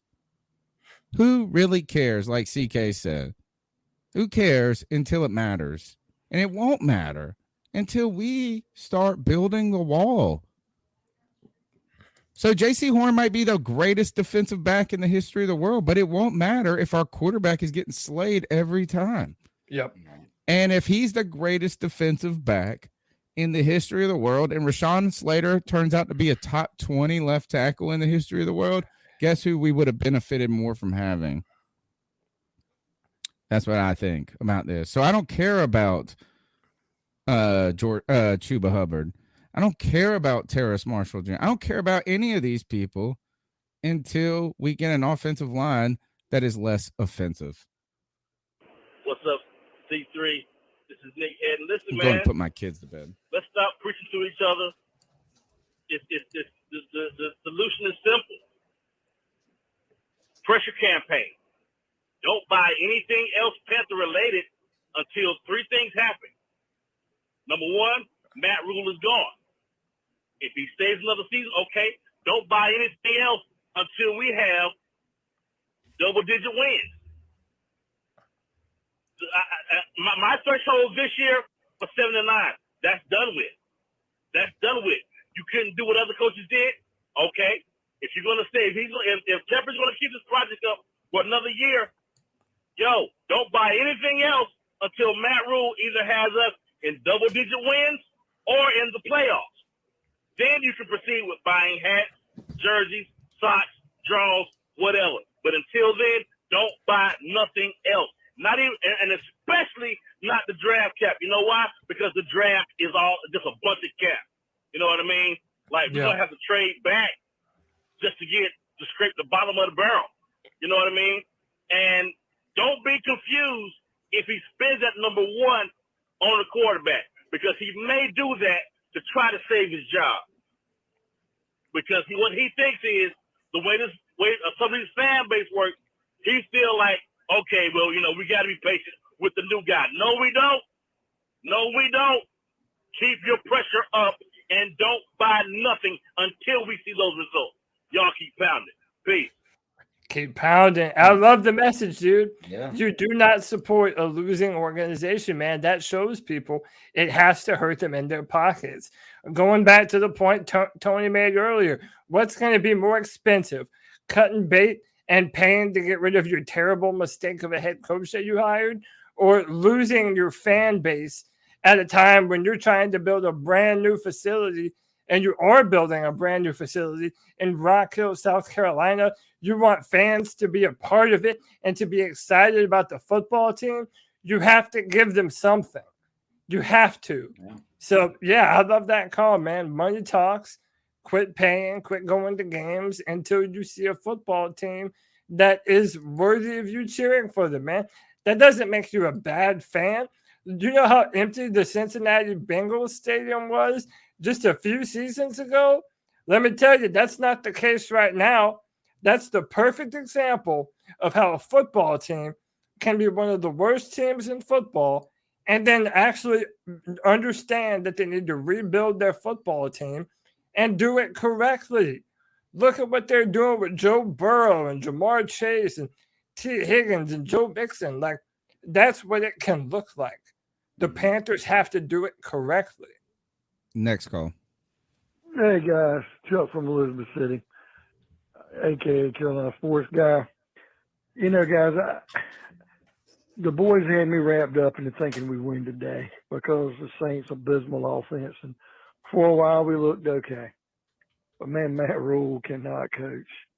When we needed defense to come through, they looked okay. And then when we really needed them at the end, they couldn't. And Darnold's fumble, of course, that was key. Fumbling the ball, gave up a field goal.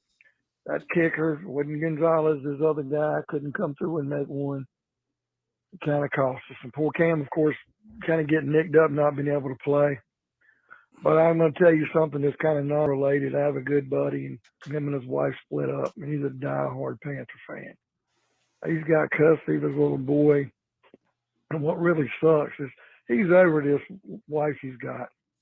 She started dating a guy who's a Tom Brady Tampa Bay fan. He wears it everywhere he goes. And this guy's been crossing the boundaries with his kid and everything. And now his 5-year-old son comes home and says, Dad, I'm not a Carolina fan anymore. I'm a Tom Brady Tampa Bay fan because of this guy. So I told him, because I'm a little fired up, I'm not a smoker. If I see this guy in public, I'm going to take a cigarette from somebody I don't even smoke, and I'm going to put it out his forehead. You don't do that to young up-and-coming Panther fans. It just irks my nerves, and I'm glad it's not my kid because I'd be livid. I'd be beating on somebody's door. But anyway, getting back to the game, guys, we find a way every week to lose. And it's like watching a bad car wreck. And we'll lose next week, too. And, you know, Matt Rule's got to go. He's got to go. Would winning of today really change your perspective on this team? And that's that's the thing is for me is like and when somebody said, look at the effort this team showed, I was like, well, how did you see that? You know, I mean, yeah, I guess they played every down. They didn't just like walk off the field like Antonio Brown did. But these guys are playing for their own jobs and their own contracts. Of course, they're the guys that are playing the hardest. Like I want you to try. Like I always tell my kids. I tell them. And by the way, my kids are better than their parents. Look, I went to go put my girls to bed real quick. My wife's out of town. They start school back tomorrow, and my girls put themselves to bed. Nice. How about that? 10 and 8, they put themselves to bed. How about that? They are good kids, man. They're already asleep. They're already in bed. But they're ready for school. I tell them the Dunn family motto is do more than the least. Do more than the least in life. Like, I don't praise people for doing what they're supposed to do. So, like, is by saying, look at the effort. You're supposed to give effort. You're supposed to. And so, yeah, I mean, I praise you for not quitting. But come on. Like, what the hell? I don't even know what to say. Next call. Hey, what's up, C3? This is the man that was here. I hope y'all doing all right. Have a happy new year. The man, what's up? Help, so it started out. But, hey, man, look, I don't know. Y'all talking about.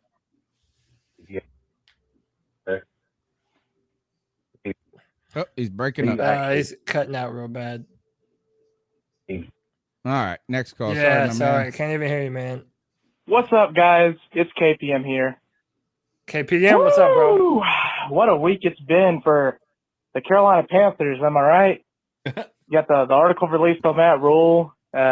Obviously, at this point, I think his days are numbered. I don't know what it's going to be like. Like you guys said, I think that Tepper just needs to swallow his pride and cut his losses and get rid of Matt Rule, and we have to start fresh, essentially.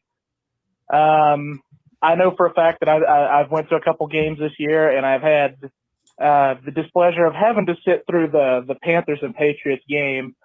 And I was thinking about the Robbie comments that he talked about with the fake fans and stuff. And I feel like it's fair to make the point that any fan that buys tickets or merch for the Panthers should obviously have the right to boo or criticize the product that they're given on the field, regardless of the situation. But anyways, guys, Happy New Year. And I'm going to go play some Madden and make up for the Panthers by beating the Saints on Madden, since the Panthers can't do it in real life. Anyways, peace. Sounds pretty good to me, man. Yeah. Agreed. Here's the thing about fake fans is I'm not a gatekeeper fan. I hate a gatekeeper fan. That I won't say I hate. That makes me a gatekeeper fan. Then I think it's interesting when you put when you tell somebody they're a fake fan, a real fan, a true fan, a fan, or whatever is this and that. Is that I've always said the Panthers are too young to care about who our fans are. We'll take any fans. We'll take only fans. We'll take every fan. But here's the thing is that like the fact that they're mad means they give a shit, bro. They give a shit. Yeah. Man, wait until they don't boo.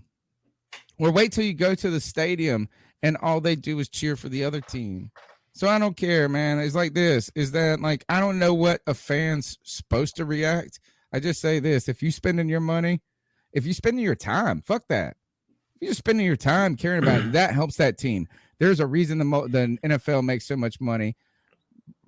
I want to stop saying this. I am not feeling sorry for rich people. No more. Robbie Anderson, don't feel sorry for you. And hey, by the way, bandwagon fans, they also spend money on tickets, and they also make noise on third down. Dude, you don't give a shit what kind of fans your stadium is filled up with when it's sold out in the playoffs, man. Winning solves everything.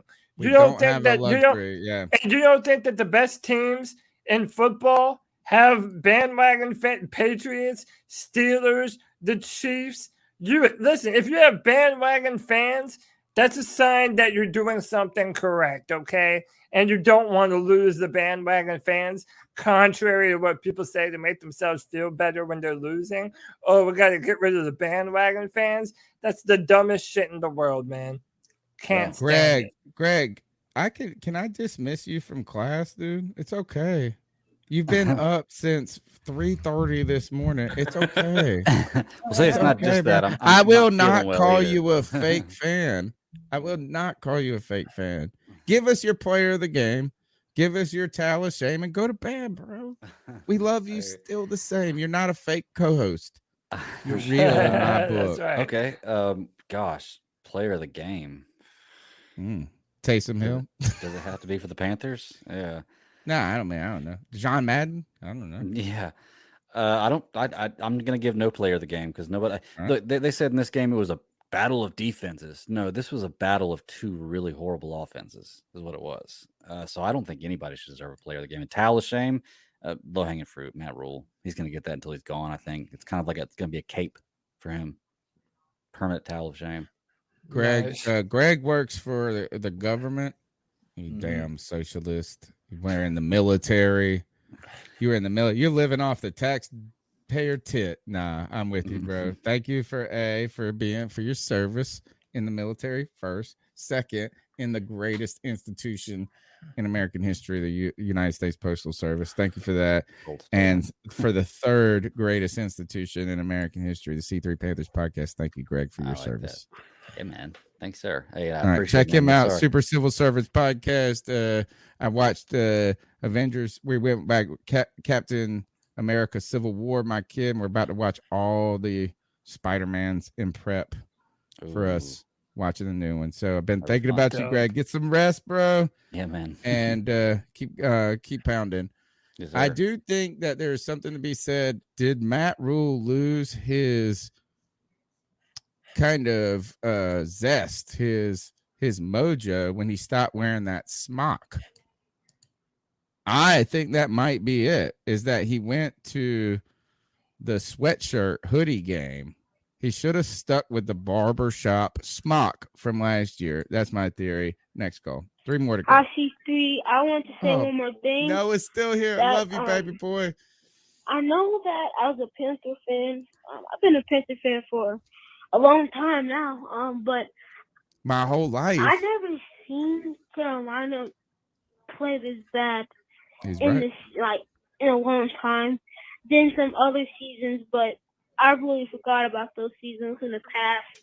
But I just wanted to say, we have to order get rid of this problem, we have to get rid of what's his name? Matt Fool. We have to get rid of him. I love this guy. And the crazy thing about it is he always has an excuse. He always put it on the players. He put it on players like Cam, DJ, and all these other players. But he never looked back at himself and like, if I'm doing the wrong thing, it's something I have to change. And David Tepper is even more stupid. Like, how you see we're losing all these games, but you still have the problem is still on the team. Like, Matt Rule is the problem. And the thing about it is, I think was like Cody and y'all said earlier, if Matt Rule leaves, all of the other people that's with Matt Rule is going to leave. And then what we have, really nothing. But we might have an opportunity. I don't even think Sam is a problem even more. I think Sam was just put in a very bad predicament. And that's all I think I have to say. And y'all have to do all that. I just love being a C3 fan, and y'all keep pounding and do the great work. Keep pounding. No, we still want to send Keep you pounding, man. We want to send you some swag, but I understand. Look, you're a real fan. I'm gonna put that a gatekeeper right here. But not only are you a real fan, I think you are the next generation of C3. You are going to be the person that we pass the microphone to one day. I promise you that. Yep. Like, you are going to be part of this podcast, I hope. The other thing is, we are now starting a campaign for Noah to get to talk to David Tepper. Like, in his 2 calls right here. His 2 calls, we could give those calls to David Tepper right here and say, please explain to me how my man got it wrong, because Noah got it right. Hey, this comment from earlier, maybe if we got his permission somehow, he said about his first call, keep that recording and post it as a standalone post and just put it up there and let everyone in Panther Nation hear how kids are feeling about the Carolina Panthers, man, that you have to give them some hope. Noah, we love you, brother. Whenever Noah calls in, the chat room always lights up with, man, this kid understands. He knows what he's talking about, man. This kid is on to something. Noah has a great mind for this, man. He gets is on, like, he's got the North Star in focus. Like, your parent, first of all, we're going to congratulate, just like my kids put themselves to bed, I'm going to congratulate your parents for raising a beautiful, beautiful football fan, because that kid is smart as a mug. I'm telling you, he knows how to he's got his finger on the pulse of the Panthers, of the organization. Go ahead, bring him in, let him run the joint. I'm telling you, we make Cody the GM, we'll make Noah the coach, and we'll make CK the new play-by-play guy. And I don't know what I'll be. I guess I'll just be on this YouTube game still. Next call. Gentlemen, Happy New Year to you. Happy New Year. And I have a question for you. Georgia, Alabama. I want to hear from Cody, Tony, and Code Diesel, and the Bat Daddy 52. Tell me, who was your pick to win the national championship game? And do you think the Carolina Panthers could defeat either Georgia or Alabama? That's a fantastic call, man. Dude, that's awesome. Yeah, how about this? I think Alabama's going to win. I think Alabama's going to win because why wouldn't Alabama win? That's what they do. I think they always have a ton of good football players. They're a well-prepared football team, and I'm willing to bet that they're more prepared than the Carolina Panthers. I wouldn't put it past them. And by the way, I never trust a Georgia football team. I'm sorry, I just don't. I don't care if it's the Falcons. I don't care if it's the Bulldogs, the Yellow Jackets. If you're a Georgia football team from anywhere in that state, you are doomed to choke on the biggest stages imaginable. I would never pick the Bulldogs to beat Alabama. Sadly enough, I think the Crimson Tide is once again going to be national champions. No other way From about the mouth of babes. From the mouth of babes. My entire wife's side of their family. My wife was born in Athens. My in-laws my wife's grandfather taught at UGA for 42 years. Both of her parents are Georgia alum. They were there in college. My father-in-law was in college when they won the national championship with Herschel Walker. I think Georgia gets it done. And I think it's going to be tough. I think that Georgia had to they got punched in their face in that last Alabama game, and they got humbled, particularly their defense. And that defense is doggish, bro. It's a dog defense. And so I think that they're going to come back and respond. I understand that Nick Saban's Alabama team should not be underestimated at any cost. And I do have some concerns about the Stetson Bennett, if he's really the truth or this or that. I think I want this is a fan perspective a little bit, but also I think that defense comes back and has something to prove against the Crimson Tide. So I'm going Georgia Dogs. I want them. I'll be cheering for them. I hope they win. And I don't think we could beat either of those teams. Yeah, definitely not. Codizzle, you have a opinion one way or the other? Listen, I'm not a big follower of college ball, if I'm being quite frank with you guys, but I'll just say don't bet against Alabama. I know. I'm going to bet against them 100%. I'm going to go Georgia. Wow. I'm going to go Georgia just because, Georgia hasn't had a title if I remember 1981. Yeah, since 1981. I'm ready to see a changing of the guard, if you will. And Nick Saban's had quite a run. I think it's time to dethrone the king. You're all going to have to learn the hard way. Nah, he's legit. Like, I respect him, man. I respect him. I respect him. I'm not underestimating Alabama here, but I'm trying to be honest who I'm cheering for and who I want to win. Next call. Okay. Man, I don't know what's more depressing. The fact that this team just flat out sucks, or the fact that my wife is always unhappy with me, and we got two kids who are 8 and 6, and I just hope I can fucking survive long enough for their sake to get them through high school and college, and then maybe survive this marriage. He's calling Life in. sucks, man. He's calling into the Panthers hotline. team isn't making it any easier. Bro, married man That's here. about it. Married man here. 3 kids. I get you. Was that the end of the call? That's it. Trav G said that was dark.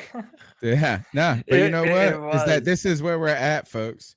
This is where we're at. My man had to deal with this Panthers game today and going through his own life and his own problems, dealing with marriage, dealing with that pressure. Good God. Call back. Caller. Call back. But hey, leave it. man, listen. This is a place, man. If your wife is beating you up, call into the C3 Panthers podcast. But hey, hold on. Before you go to the next one, dude, I think it's important that we say and that we remind ourselves, right? Because we say this is a therapy session, and we kind of say it in joke and jest. But man, when you're able to when you're able to decompress like this, man, and come and speak what's on your mind and get things off your chest, this is like a little. It's like a Safe therapy space. session for people. Yeah, Safe this is space. a safe space. And it's important for us not to abuse that safe space. We have to do a good job of reminding people what the motto is. Keep pounding. Okay? We keep Unless pounding. it's your spouse. Don't beat her.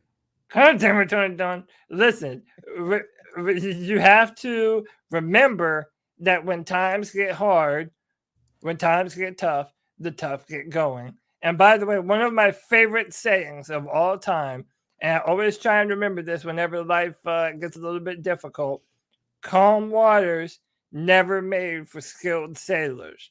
Okay? Sometimes you have to go through the storm, my brother. You got to ride the waves. The lightning has to be crashing all around you. You got water on the deck wanting to throw you overboard. But hang on, brother. Keep sailing. Get to the other end, and the sun's going to come out, man. Keep pounding. It's going to be all right. We're going to be all right, man. Listen to some Kendrick Lamar. We're going to be all right. We're going to be all right. We're going to be all right. Can you hear me? Can you feel me? We're going to be all right. That's us. The man that was here brings up a good point. He says, Tony, it's not that hard. You got what he says you teach. You got a job is what he means. You're married. You got 3 kids. They're all healthy. He's implied to.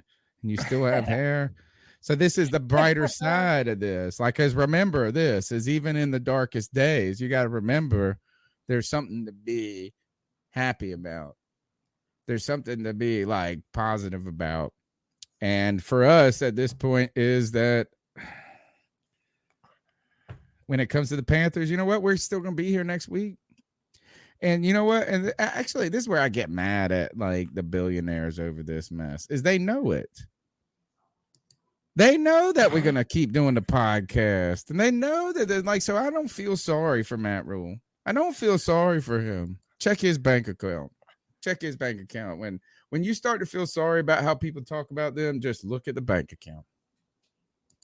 Next call. Hey guys, man, that was here. Dropped my first call. I don't know what's going on. Hope you can hear this one. Oh, yeah, man. Perfect. Yeah, Happy New Year to y'all. Happy New Year, brother. Blessings to everybody. But yeah, it don't matter who you put behind that O line. Rodgers, Brady, Manning.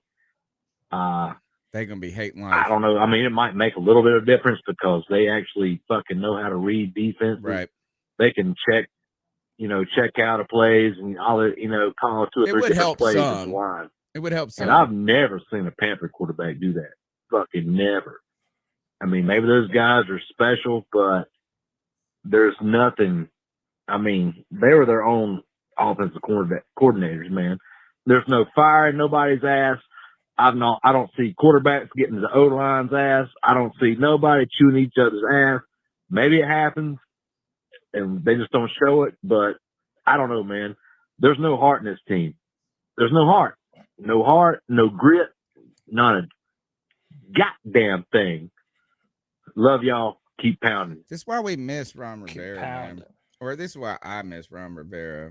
And I'm not saying he's the answer to take us to the next level, the next problem. Like, is that, you know what? Ron Rivera's tougher. I said it earlier in the season. Who got the better halftime speech?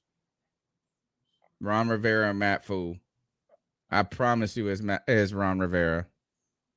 You know, like, I mean, is that this? At the end of the day, is Ron Rivera's team, no matter, even if they had this offensive line, they wouldn't be beaten like bitches up in this point. They would not be beaten like this. They look beaten. They don't look like tough. They wouldn't be turning on each other. They would be circling the wagons. And we would have lost 18-10 or 13 in this game, but we wouldn't have been sitting here going, oh, this team ain't got no heart. We wouldn't be calling Ron Rivera Ron Drool. I had never called Ron Rivera a name. Never in my life. I've been calling Matt Fool names for a minute. Last calling. Hey guys, Chuck from Elizabeth City, aka Carolina Sports Guy. You know, I've been sitting here thinking, and I actually did a video on this on my YouTube channel. But I think the Carolina Hurricanes are the best managed professional sports team in the Carolinas. Won a championship? You know, Hornets have been already? abysmal, have never won a championship, never been to a championship game. It's been product of piss poor drafting, not holding on to players, My man. just being mismanaged. When the Panthers have been good, it's short term. But I give you this reason. The Hurricanes for a long time were abysmal. They had really good players, much like the Panthers have had really good players, look better on paper than the field. The difference was the Hurricanes would always finish like 9th or 10th or just barely miss the playoffs or barely get in and not do any noise. Well, things changed when they got rid of a well-beloved Ron Francis as general manager with a new owner, and they bring in Don Waddell. And then they hire Rod Brindamore as head coach. Things started changing when the organization moved away and got the right GM and the right head coach. I think Federer could be that, but putting the right head coach in, because Rod Brindamore has got the Hurricanes probably getting ready to have the 4th season in a row in the playoffs. He's got them on the right trajectory. They draft well. They know when to cut losses with a player and don't look back. They know when to sign shrewd key free agent players who can play for cheaper, who don't balk for too much money. They find a way to make it work. Plus their farm system, how they draft and develop their players, is bar none. It is number one in the state. Panthers have got to take a lesson from the Hurricanes how to run an organization. I just want to show you gosh, I wish he got fined by the NHL this year for yelling at the refs. And I'm telling you, if I could just show, I wish I could find this GIF of him. But Rob Brindamore is I think that's the answer. I think it shows you. Rob Brindamore is a coach that's been able to lead these men. First of all, he was a great hockey player himself, who played for the Canes too at one point. But he is a leader. He's a true, like, man, he's rallying these dudes. He's fighting for these dudes. And I'm not saying that Matt Rule, actually I am saying, I'm just saying this, is Matt Rule is not Rob Brindamore. I know not nothing about hockey, so you would have to tell me. But it's like it's trying to pick. It's like there's something about. All right, so is Bill Belichick only because of Tom Brady? Is he only because of McDaniels? No. Bill Belichick is a leader of men. Whatever that is, whatever that extra is, he's got it. Rob Brindamore's got it. And right now, I don't know if Matt Rule has got it for the Panthers. But easily the Carolina Hurricanes are the best sports franchise in North Carolina. They've won a championship in what is arguably one of the hardest sports to win a championship in. And they're young. They're a young franchise that doesn't have a lot of the history, the money, this and that, and they've done it. Like you said, it's the right way. Like, is really, if you want to be excited, folks, about, like, if you're trying to find something to distract you from this, is get on that Hurricanes joint. The Mugs are tough, and I was a little worried. Chuck, about the turnover from this past year with the goalies, this and that. I was a little worried about the way the team is, but you know what? They were soft last year. It turns out they were too finesse last year, and they got tougher. And the Panthers are going to have to get tougher. And I just don't know if Matt Rule is the guy to do it. So, show went way longer. Show went way longer than I expected it to. Panther fans after today, I think it was a come to Jesus moment for Panther fans. I really do believe this is that last week, I feel like after the game, people were just disheartened. Is that maybe it was because it was the holiday season. We were wrapped up in Christmas and things like that. But today, I think the fact is I don't think that Matt Rule's team, I think we needed Matt Rule's team to come out and do something big time today to dispute the reports that came out this past week. And they didn't. And I don't know if they could have. And yeah, it might be circumstances. And look, does he have the best circumstances? No. But I think he made the bed that he's laying in a lot of. I truly think if the problems are quarterback, offensive line, he is responsible for this. Should have stuck with Teddy, should have invested in the offensive line, and should have looked towards quarterback next year. And I said this 2 weeks ago, Cody, is that he sold us a bill of we're building for the future, but then he didn't listen to his own advice. He cast off all his assets. He tried to win now. He has been flailing every way he can think of. He's struggling to tread water at this point. I don't have a lot of belief in his vision. I don't see a vision, and it's not this year that's the problem. It's next year and beyond that I'm concerned about.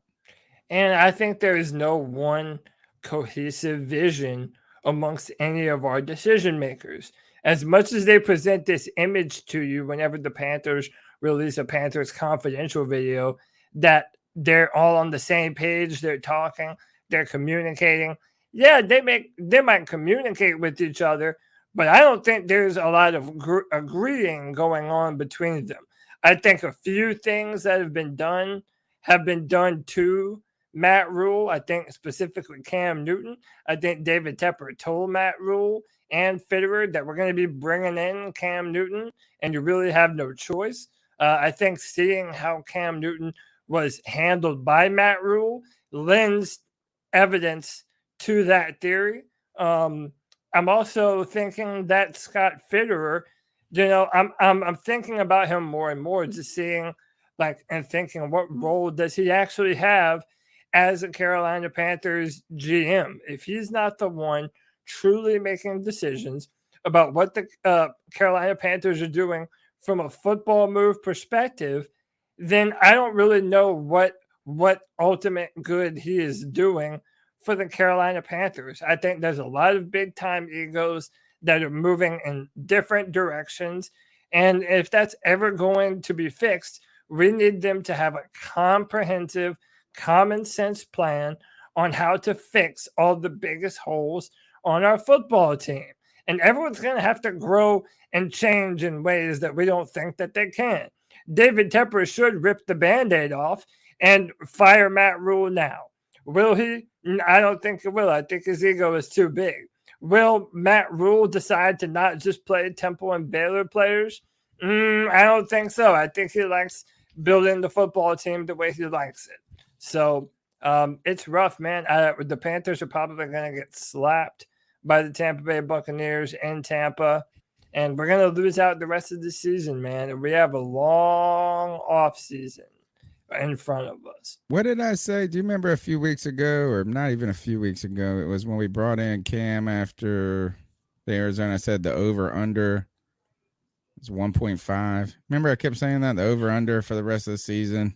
People are like, if we went out, I don't think we've won a game since. We haven't won a game since Arizona. Nope. So, and we shouldn't win against Tampa. And if we do, it's probably more embarrassing for them than it is in a statement about us. Antonio Brown will be going crazy wherever he's at, poor guy.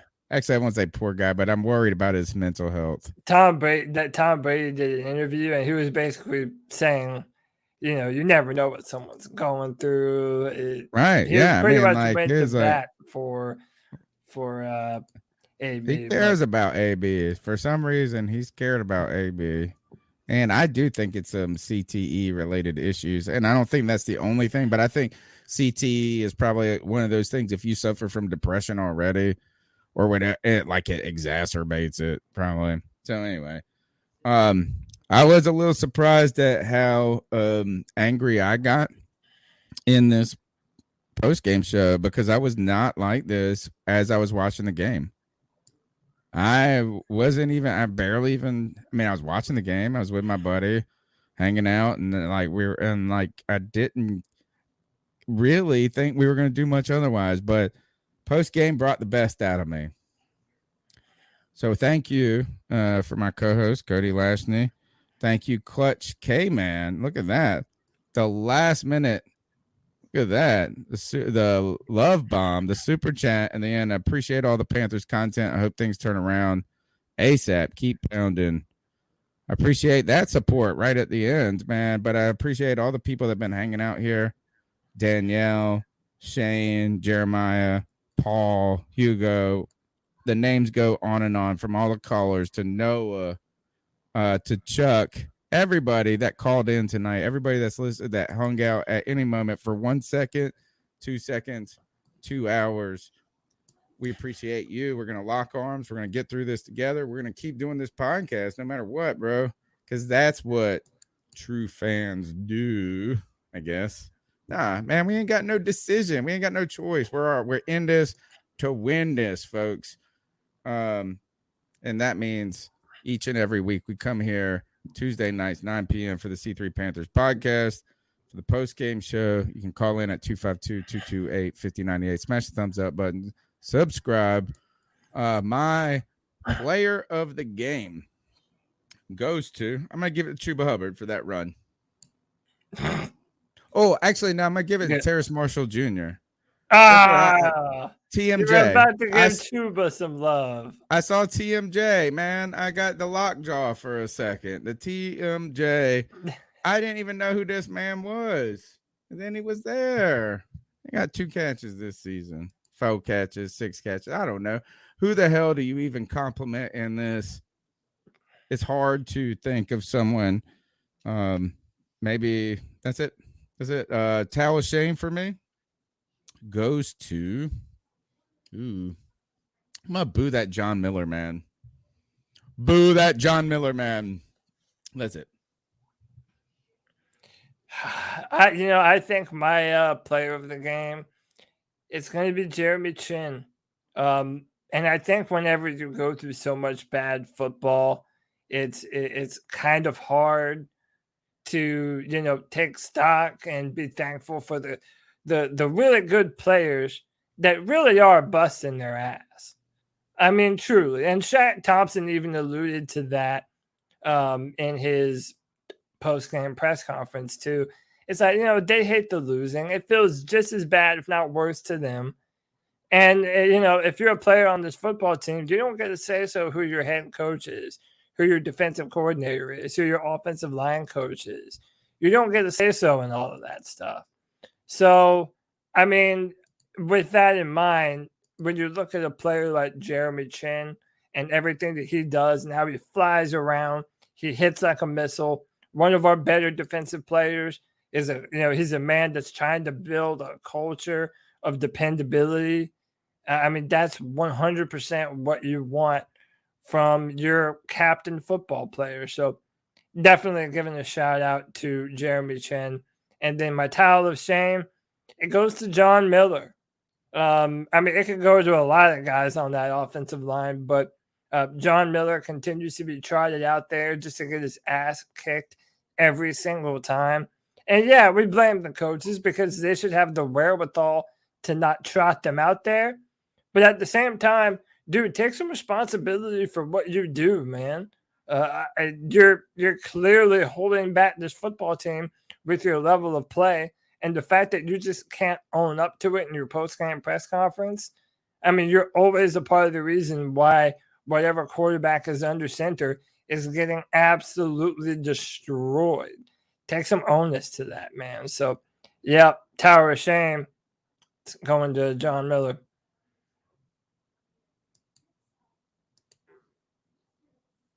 We can't hear you. Yeah, we can't hear you, CK. Unmute. My bad.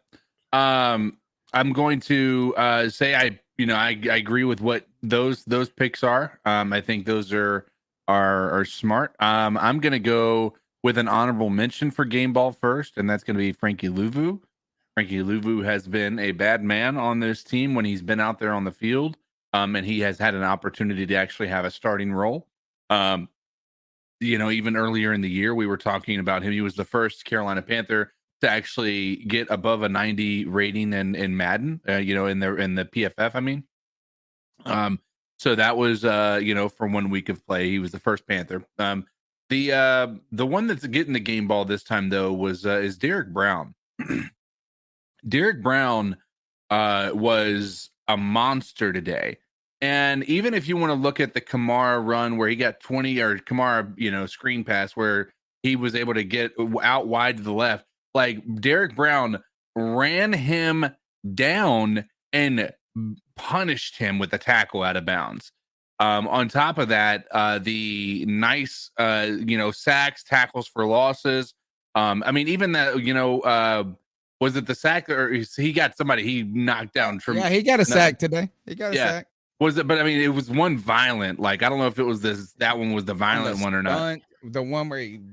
Oof. Yeah, it was violent. Yeah. That was a violent. He was hitting hard today. And my towel of shame is going to go to Hartsfield. He had an interception, perfect, right in his hand. Right, yes. All right, good one. I'm glad you did this. Yeah, hit him right in the chest. Right in the chest. Right in his chest, and it was a pass from a horrible quarterback in Taysom Hill, and I love it. So, and he just wasn't able to come down with it, and unfortunately, that could have changed that. It was a third down, so they punted to us anyway, but that could have changed the tide if we didn't have to be backed up on the 10-yard line for like 3 consecutive series because we went 3 and out. So. All right. Yeah. Okay. Yep. The man that was here comes in, sliding in the DMs with the $5. Actually, right in the chat, $5 super chat. We appreciate it. First, we thank you all for your support, and thank you, the man that was here, for the monetary support. But we appreciate your time more than anything. So thank you for the super chat. Thank you for your time. Thank you for just being here and helping lift me up in this moment of need for me, and reminded me, he said, you got great lettuce, dude. Don't be upset. Don't be upset. Can I start a new tradition real quick? So inevitably, we always kind of lose viewers as we get towards the end of the show. I'm going to shout out all the real ones that are still in the chat room, man.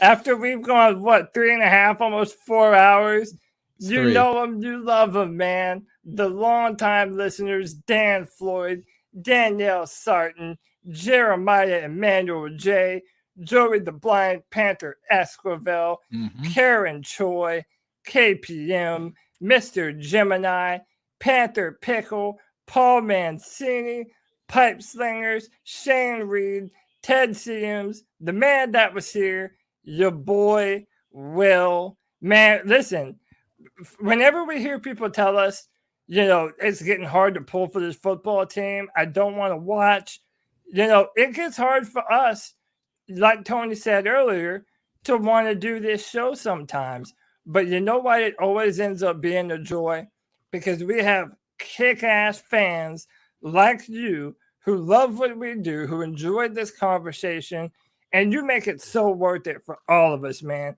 Shout out to the C3 Nation. I can genuinely say for both me, CK, and Tony that you all add a ton to our life, man. We love it. We love the community that we've built up here. We love that you're a part of it. And we can't wait to have a fantastic 2022 with all of you, man. It's gonna be fun. Or as I call it, 2020 boo. Until Matt Rule is gone, it's 2020 boo. Anyway, we'll be here on Tuesday night, 9 p.m. because we don't miss. We don't miss the mark. folks.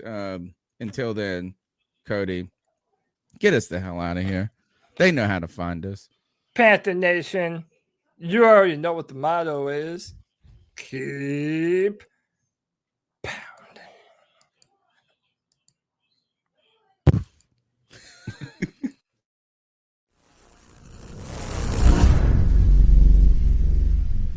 Looking for a fun way to win up to 25 times your money this basketball season? Test your skills on Prize Picks, the most exciting way to play daily fantasy sports. Just select 2 or more players, pick more or less on their projected stats, and place your entry. You could turn $10 into $250. Right now, Prize Picks will match your first deposit up to $100. Just visit prizepicks.com/fan and use code FAN. That's code FAN at prizepicks.com/fan. Must be present in certain states. Visit prizepicks.com for restrictions and details.